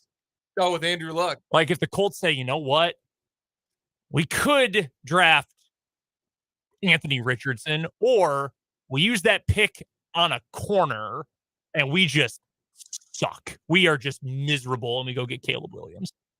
Why not? That's not a terrible idea, man. I think he's going to be awesome in the NFL. I think so too. I really, really do. I think he is genuinely People use the word generational when talking about the draft way, way, way too much. I think Caleb Williams genuinely is. I think he would be the best one since Luck. I would put Caleb Williams over Trevor Lawrence. Ooh, that's a good question. That's a great question. I would put the problem with Andrew Luck, and I feel bad for Andrew Luck, is the Colts literally did nothing to help that man. They gave him no help on the offensive line. That guy was literally beat up. He retired because he couldn't handle it. Good. That's why I'm okay with the Chiefs spending money on their offensive line. Yeah, you got to protect your guy, and so we're going to talk about the offensive line when it comes to that. And also, have you bought in?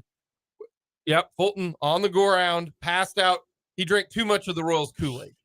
Yeah, Fulton, I saw you put on Twitter that you're back on the Carlos Hernandez train. Why? Why would you do that? Because I have problems. It's the Royal Caster.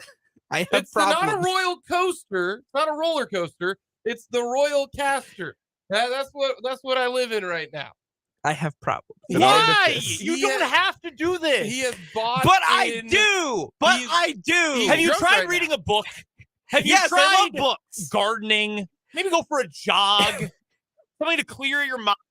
You don't think, damn, I'm really bought in on Carlos Hernandez. No, he's bought in on Nicky Lopez playing third now. Come on. Fulton's he is so drunk on the Royals Kool-Aid right now. Like I told you guys, I have made a lot of money off the Royals betting spring training baseball.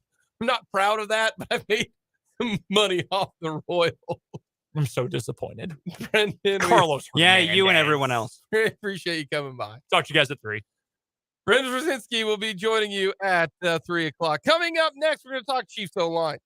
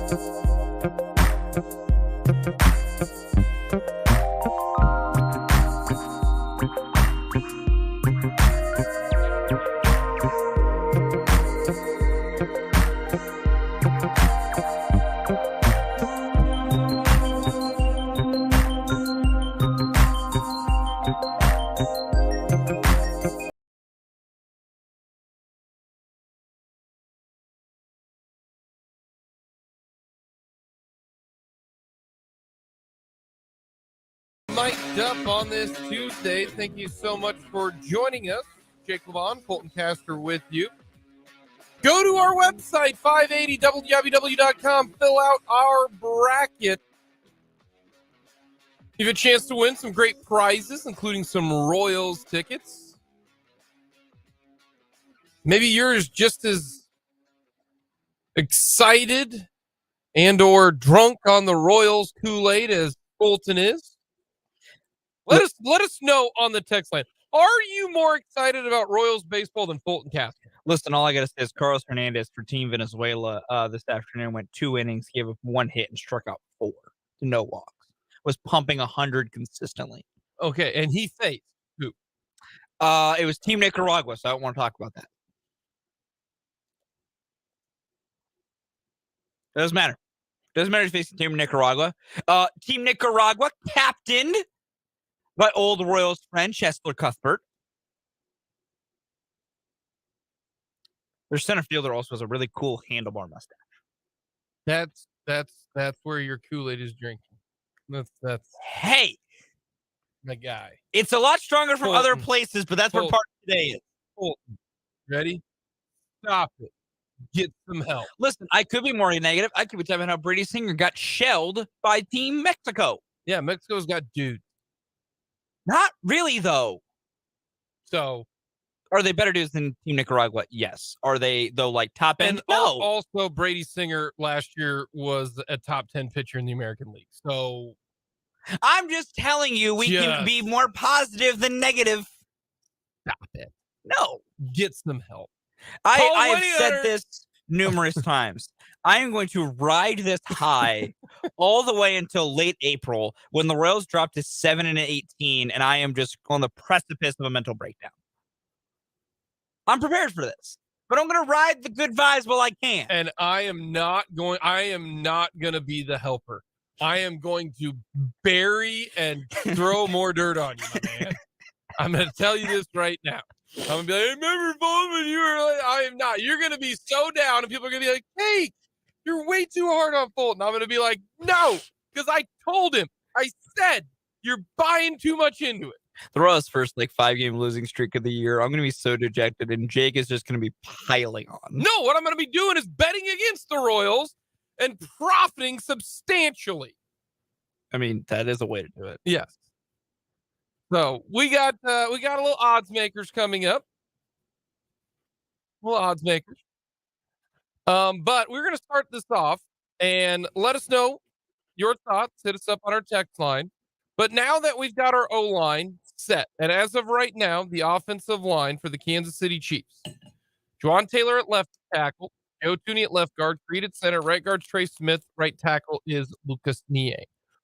Of these, we think Taylor's pretty good. So we're going to slide him above average. We're going to put Joe Tooney at elite. We are putting Creed Humphrey at elite. If you are an all-pro, you are elite. All right? So no, Joe Flacco is not elite. Trey Smith is not elite, but he's above average. All right? So you got 2 above average and 2 elite, and then you've got Lucas Niang, who's honestly incomplete. But let's look at I want people to look at what the next 4 years are going to be like for the Kansas City Chiefs. Right now, this year and next year, the offensive line is going to be the exact same. The only way that it is going to be different is if they draft someone this upcoming draft and they beat out Lucas Niang. That is the only question.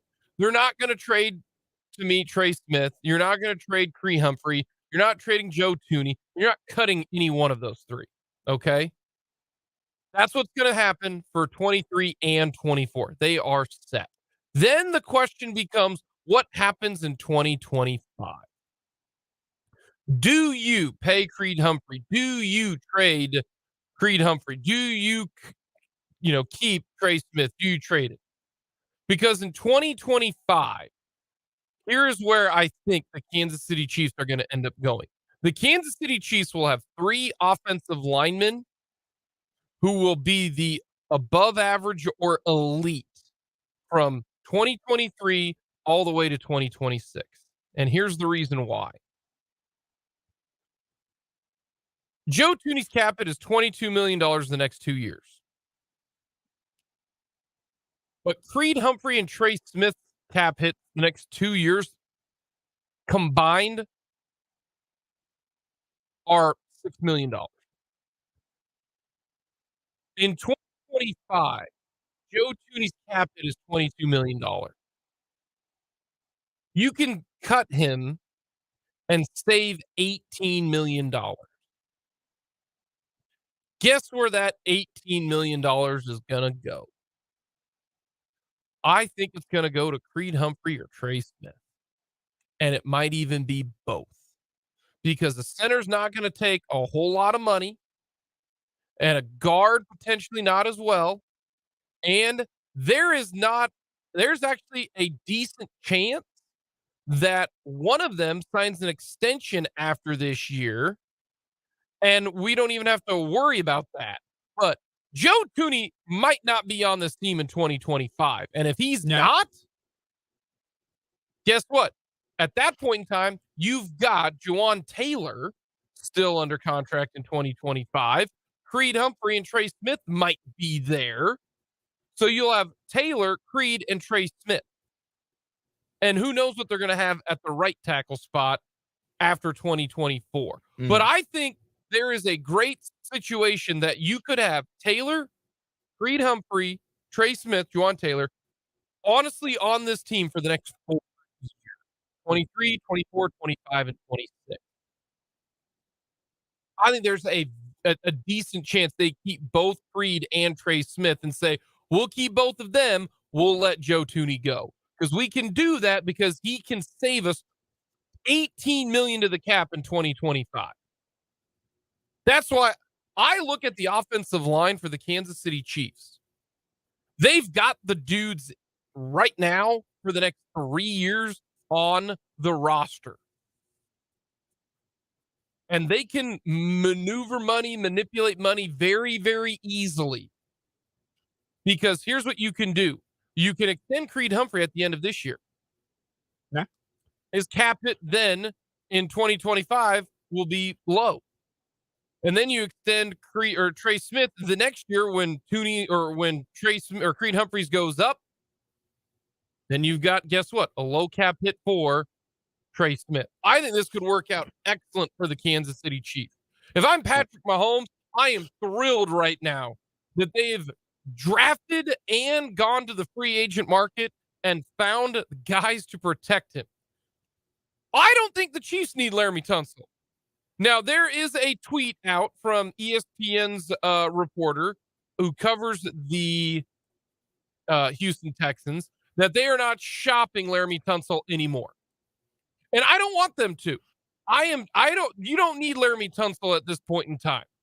In fact, he said here, the KC trade is dead. Texans aren't actively shopping him. That is DJ Bien Amy, it looks like. Or Amin, I don't know how you pronounce it, but he's the Houston Texans reporter for ESPN.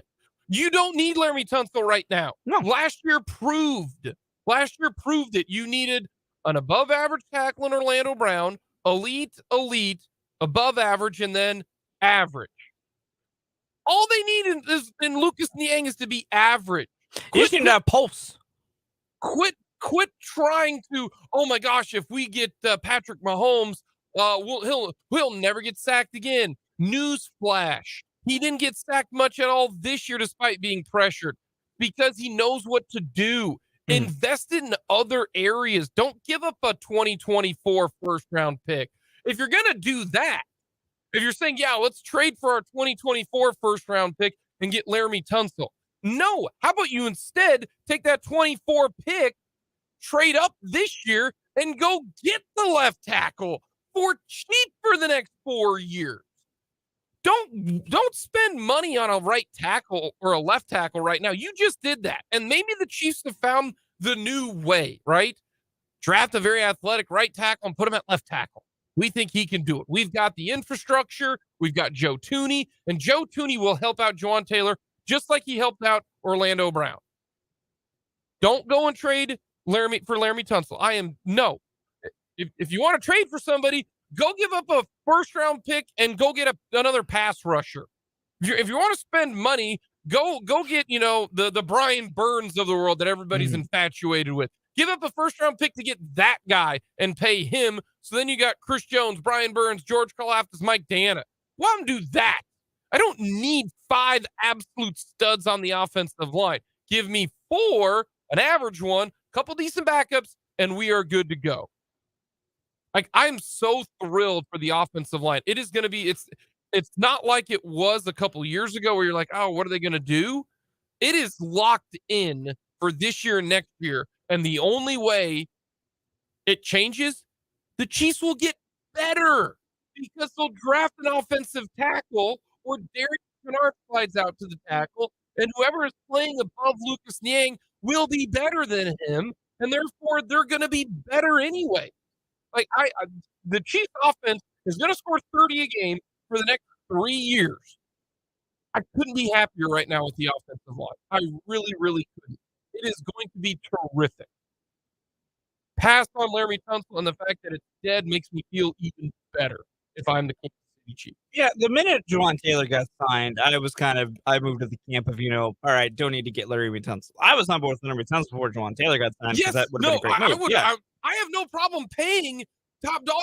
For some odd reason, Chiefs fans, at least in the world, think that you can't spend any money now. No, you can't. You just spend it right. Spend it on Laramie Tunsil. And that's what we've been saying this entire time. It's not that you can't pay players. It's just you need to pay the right ones. Like that's the key. That's the misnomer of this thought of all of a sudden they're paying everybody, and that's probably no. You just need to pay the right guys, and I think Juwan Taylor fits the mold of it because people say the Chiefs spent all that money on Juwan Taylor. It's like, well, if he's a above average to extremely good left tackle, then that's the guy you spend money on. That's just what you do, and so I like where the Chiefs set up their offensive line for the next 2 years. I think if you do it right, you're able to keep both Humphrey and Smith. I do think a world exists where you may have to choose. And if I think you have to choose, you pick Creed Humphrey because he's the better player.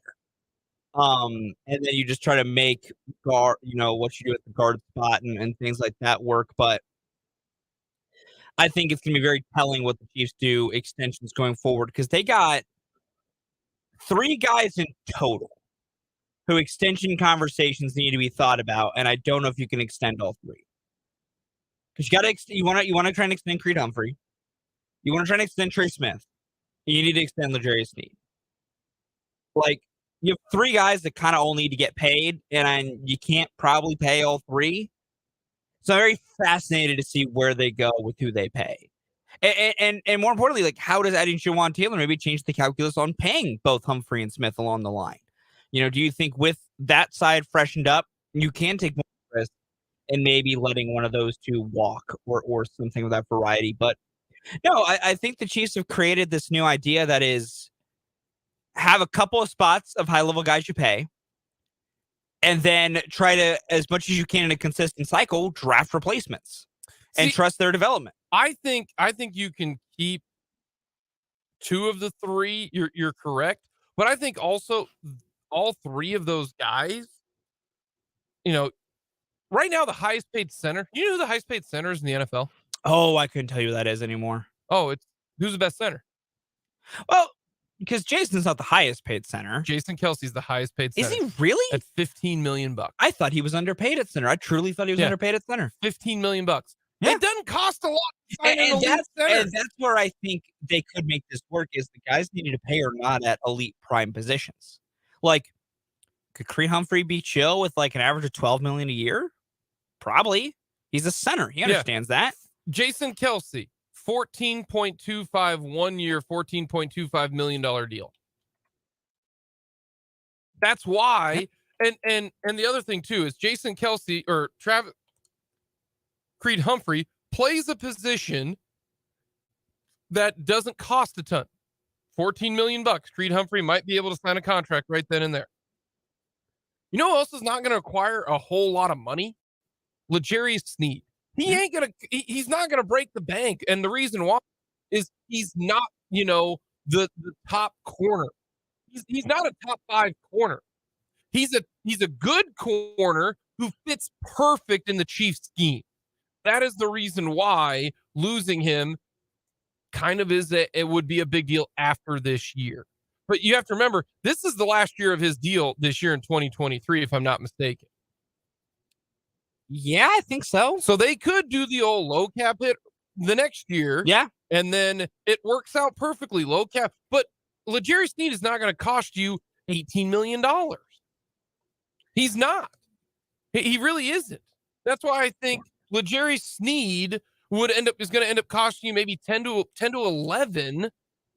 Same thing, Creed Humphrey 10 to 11 to 15, unless you think he is the best center, and maybe you do say, okay, we'll pay you $15 million. Mm-hmm. So that's why I look at. I wonder, do you think if you're the Chiefs, or even just you, would you be comfortable amongst those 3 guys paying a total of $30 million a year for those 3 dudes? 10, 10, 10. I don't think you can do 10, 10, 10. I think Creed will cost more than that. Well, yes, and even in some combination, but like would somewhere around 30 for those 3 be where you would be? I would even go up to 35. Because I think if that's your ballpark between 30 to 35, you can do it. Because Creed on the high end probably close to 15-ish. Mm-hmm. These markets are very flexible, so you never know. But like, let's say, L'Jarius Sneed, what you would call him, maybe a top 15 corner. Yeah, I think so. Yeah. Well, if we put him top 15, which looking at, I got some stats up here, that's anywhere between, $10 to $11 million for top 15 money and top cap hits to pay a top 15 corners, about $10 to $11 million. Mm-hmm. I mean, that feels doable. Trey Smith, where do we think you would rank among guards? Top 15, top 10? Yeah, he's top 10 guard. Okay. Well, what are you thinking? Man, there are a lot of good guards. I'm looking at the cap hits for guards, and there's some really good names in this list. Yeah, I'll say he's some good players. Let's put him right at 10 or 11. 10 and 11 this year are $10.8 and $11 million. Like, mathematically, if you think, if you're the Chiefs, and you're even a fan of the Chiefs, if you think, we could survive with playing those 3 guys between 30 to 35 combined, you can keep all 3. And more importantly, as we always say, because how you structure the contract is the most important. Yeah. If you massage the cap hits, you can do it as well. So, like, I don't know if they'll keep all 3, but those are the next 3 down the pipe. Because obviously Chris Jones this year is its own very important thing we've discussed and how important it is. Those 3 guys are next on the block. And L'Jarius Sneed's probably the first on that block because he's the first one who's going to be hitting free agency. But a universe exists where you can pay them all. But also, those 3 guys also have the exact same thing where the Chiefs could let them go in that they all got good young talent around to supersede them. I love where the Chiefs are at right now. They don't have a bad contract, which is perfect. It blows my mind how certain people in the NFL are so bad at their jobs at the front office and then ownership. So Darren Waller got traded from the Raiders to the Giants for fun fact, the Chiefs compensatory pick that they traded to the Giants to get Kadarius Toney. So Darren Waller's going to the Giants, which is a great fit for them. Yes, good fit. I think he's gonna be successful. Darren Waller, very, very good when he's healthy. Yes.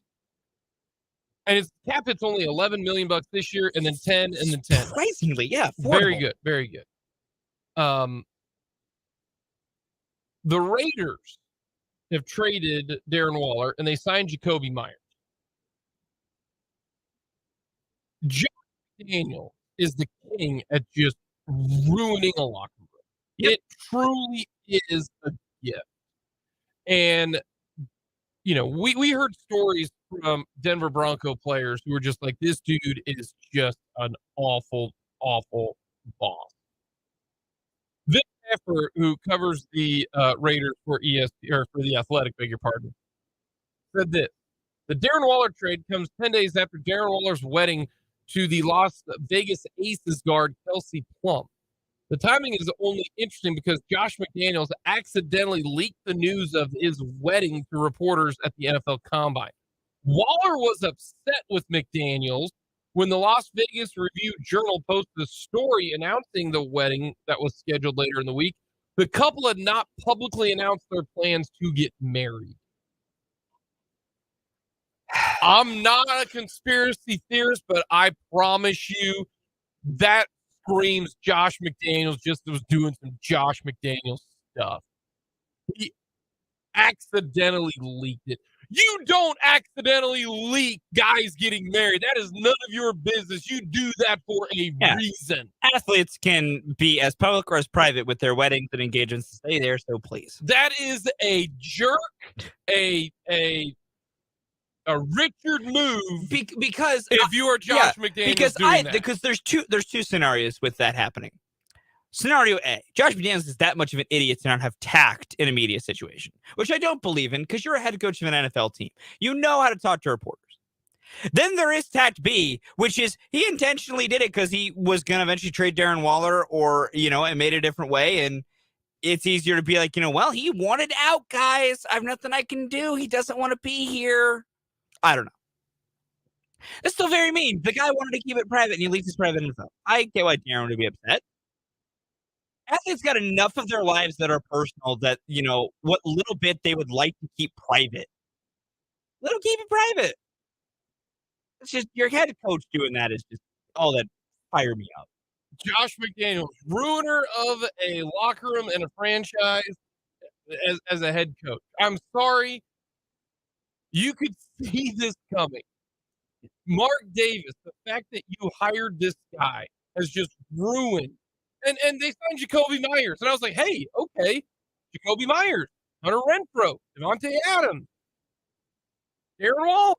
Yeah. Heck of an offense right there. Okay, there you go. Jimmy G, just spread it all out. They can't play any defense. They ain't going to worry about tackling people. It's basically, hey, hold the Chandler Jones and Max Crosby. Hope you get to the quarterback. And now they're like, yeah, we're going to take Darren Waller and his low cap hit. We're going to trade him, and we're probably going to draft, who was pick number 100 last year?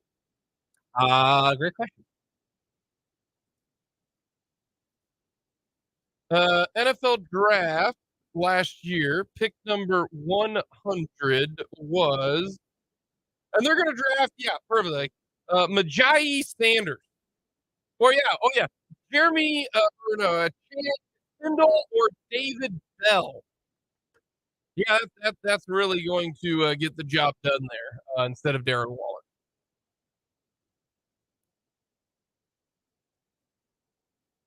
The Raiders are the Raiders, and I will never, ever be worried about the Raiders. No, you never should be. Raiders going to Raider. Forever and in perpetuity. The 2021 draft at pick number 100. You know who that was? No. But I can find out. That was it was Elijah Molden. 99 was Nashawn Wright, and the Detroit Lions took Efetu Melifonwu.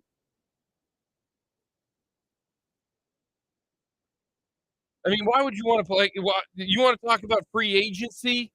Why would you ever go to the Jacoby Myers is only going there because he played for Josh McDaniels and he was the OC at New England. Mm-hmm.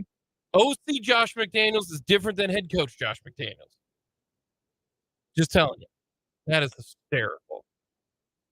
Let's get the band back together, everybody out there in New England. Jimmy G, Josh McDaniels. The Las Vegas Patriots, man. Jeepers. What an embarrassment. Coming up next, we got a little odds makers here on Mic'd Up.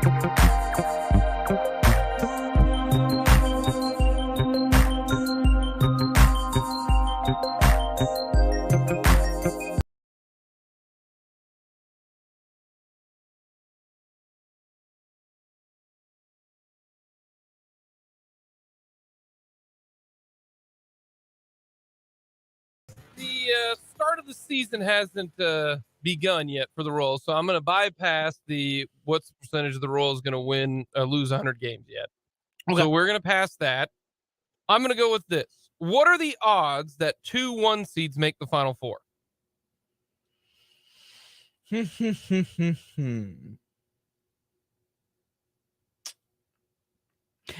50%. Coin flip. Yeah. Give me 50. Yeah, because I lean towards saying yes. Because in my current drafts, I have both Alabama and Kansas making it. So, there's 2 1s. And the reason I bring this up is 1, KU's in the hardest bracket. 2, Purdue's not making the Final Four. Oh, no. 3, Houston might not have Sasser. It depends on if they have Sasser. And then you've got Alabama. No. So that's why I think this year has the best opportunity for. I think only one seed is making the Final Four? Alabama. I don't know yet. Oh, ooh, he's playing it cool. I think one seed is the Final Four.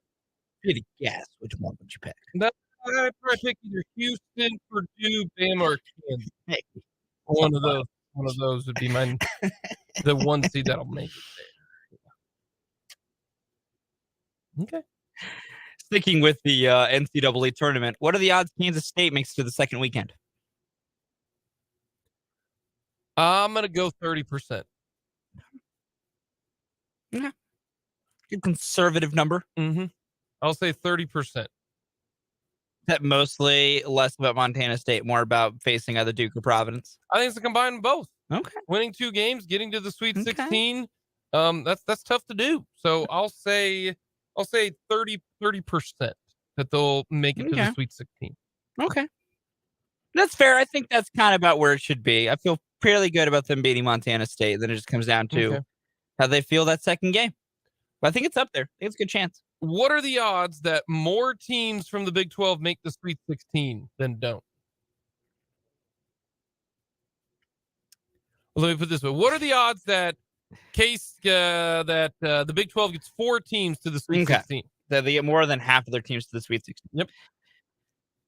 Well, I think KU gets there. There's 1. I think Texas gets there. We need 2 more. I really think TCU gets there. I think TCU is morphing back into TCU. Gonna be Gonzaga? I think they're going to beat Gonzaga. Then it comes, can I get a 4th? I'm going to say 45%. I feel fairly confident about 3. And for me, then it comes down to, because, man, I'm not confident Baylor gets there. I think Baylor bounces to Creighton. I don't trust that Baylor defense at all, and I think Creighton bounces them. Can K-State get there would be one, would be the other thought. I don't think Baylor gets there. West Virginia has to go through a 1 seed, and more importantly, West Virginia has to go through Alabama. Yeah, that's the 1 seed.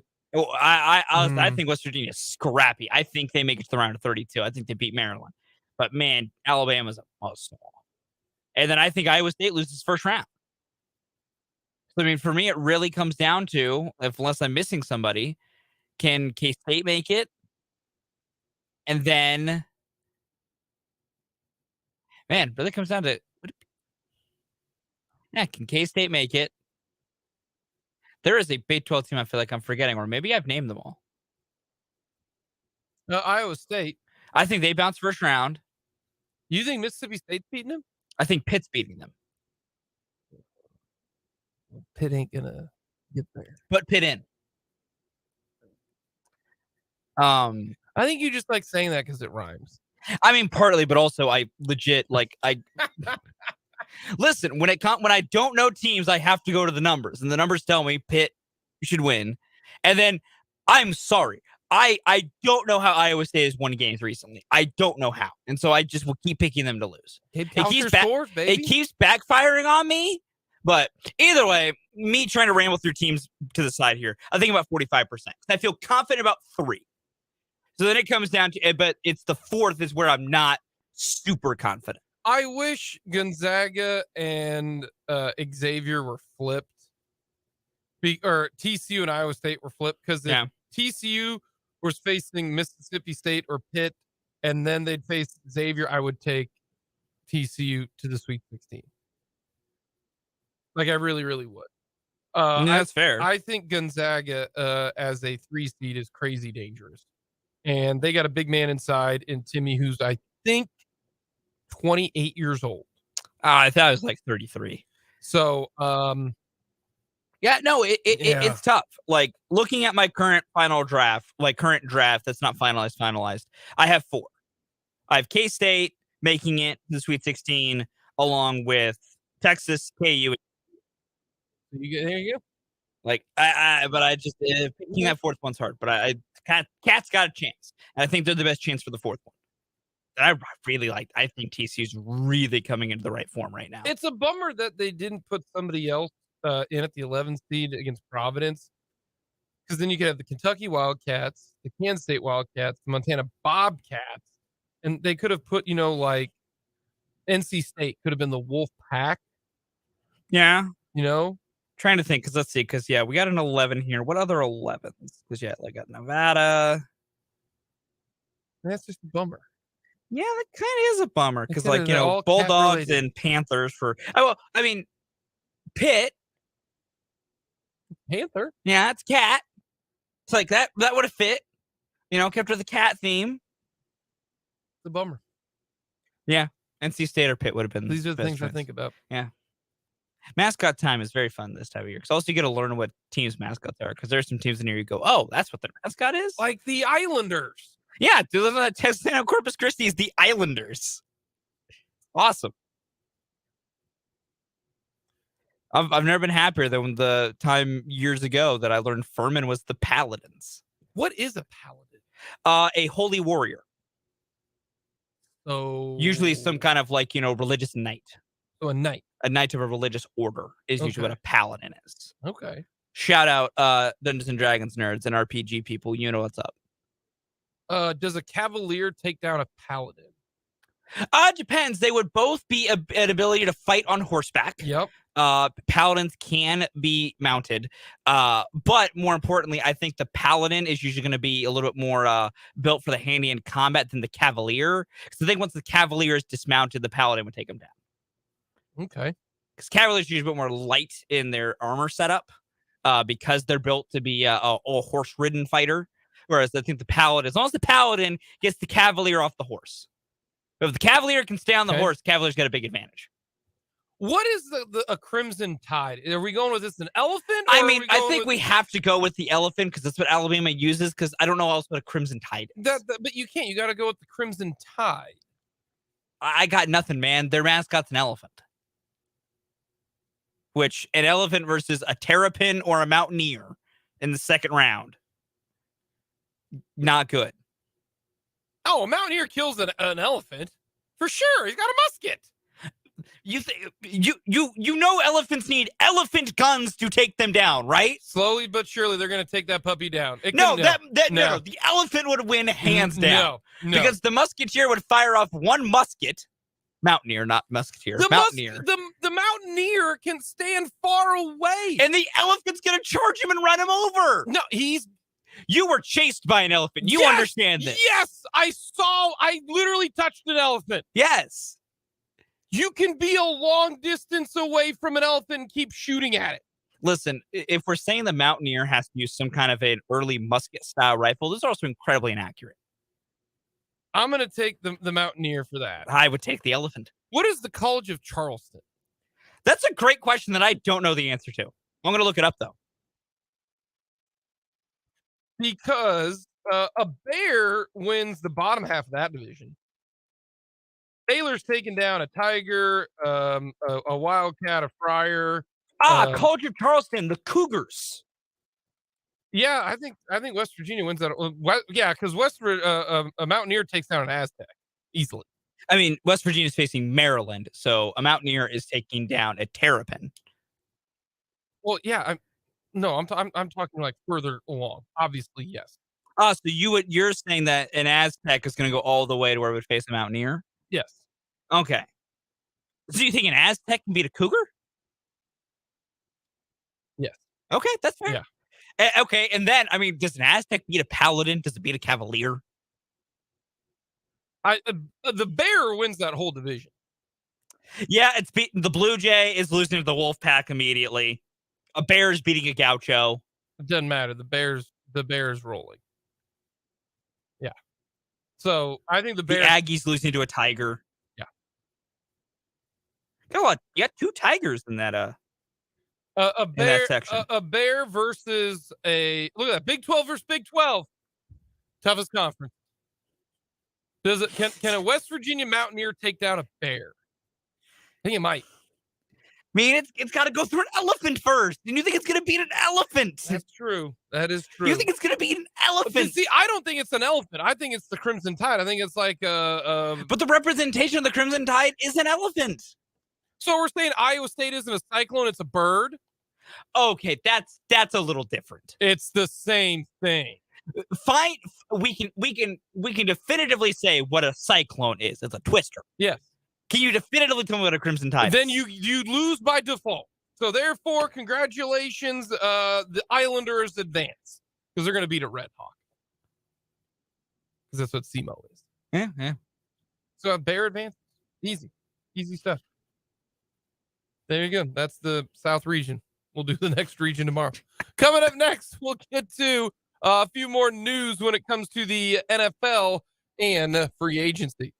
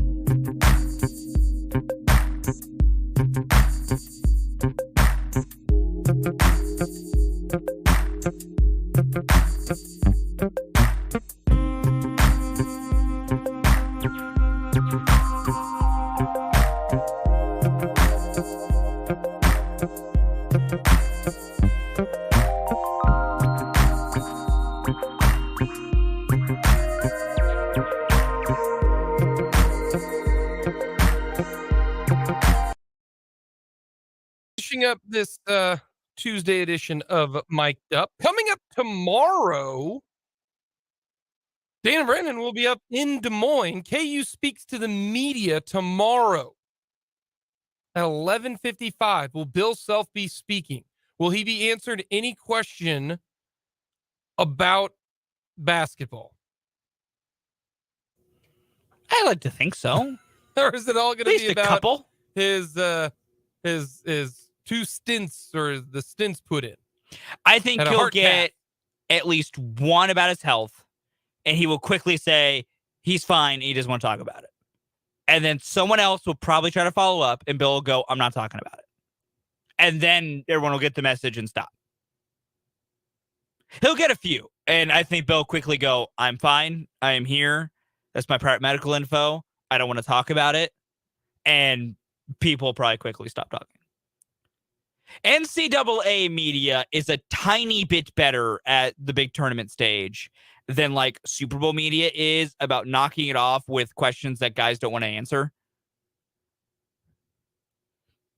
I'm not saying like they're tremendously better. They're still not perfect.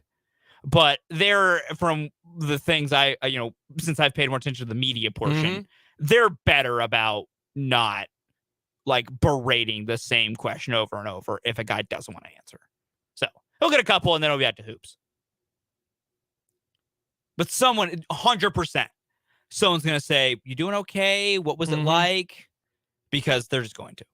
Not realizing he's not going to answer because the university wouldn't even tell you what happened. Yeah. Which means Bill does not want to talk about it. I wouldn't ask him about it because he obviously doesn't want to talk about it. So I wouldn't ask him about it. I think that was more so about they didn't want it to affect the seeding.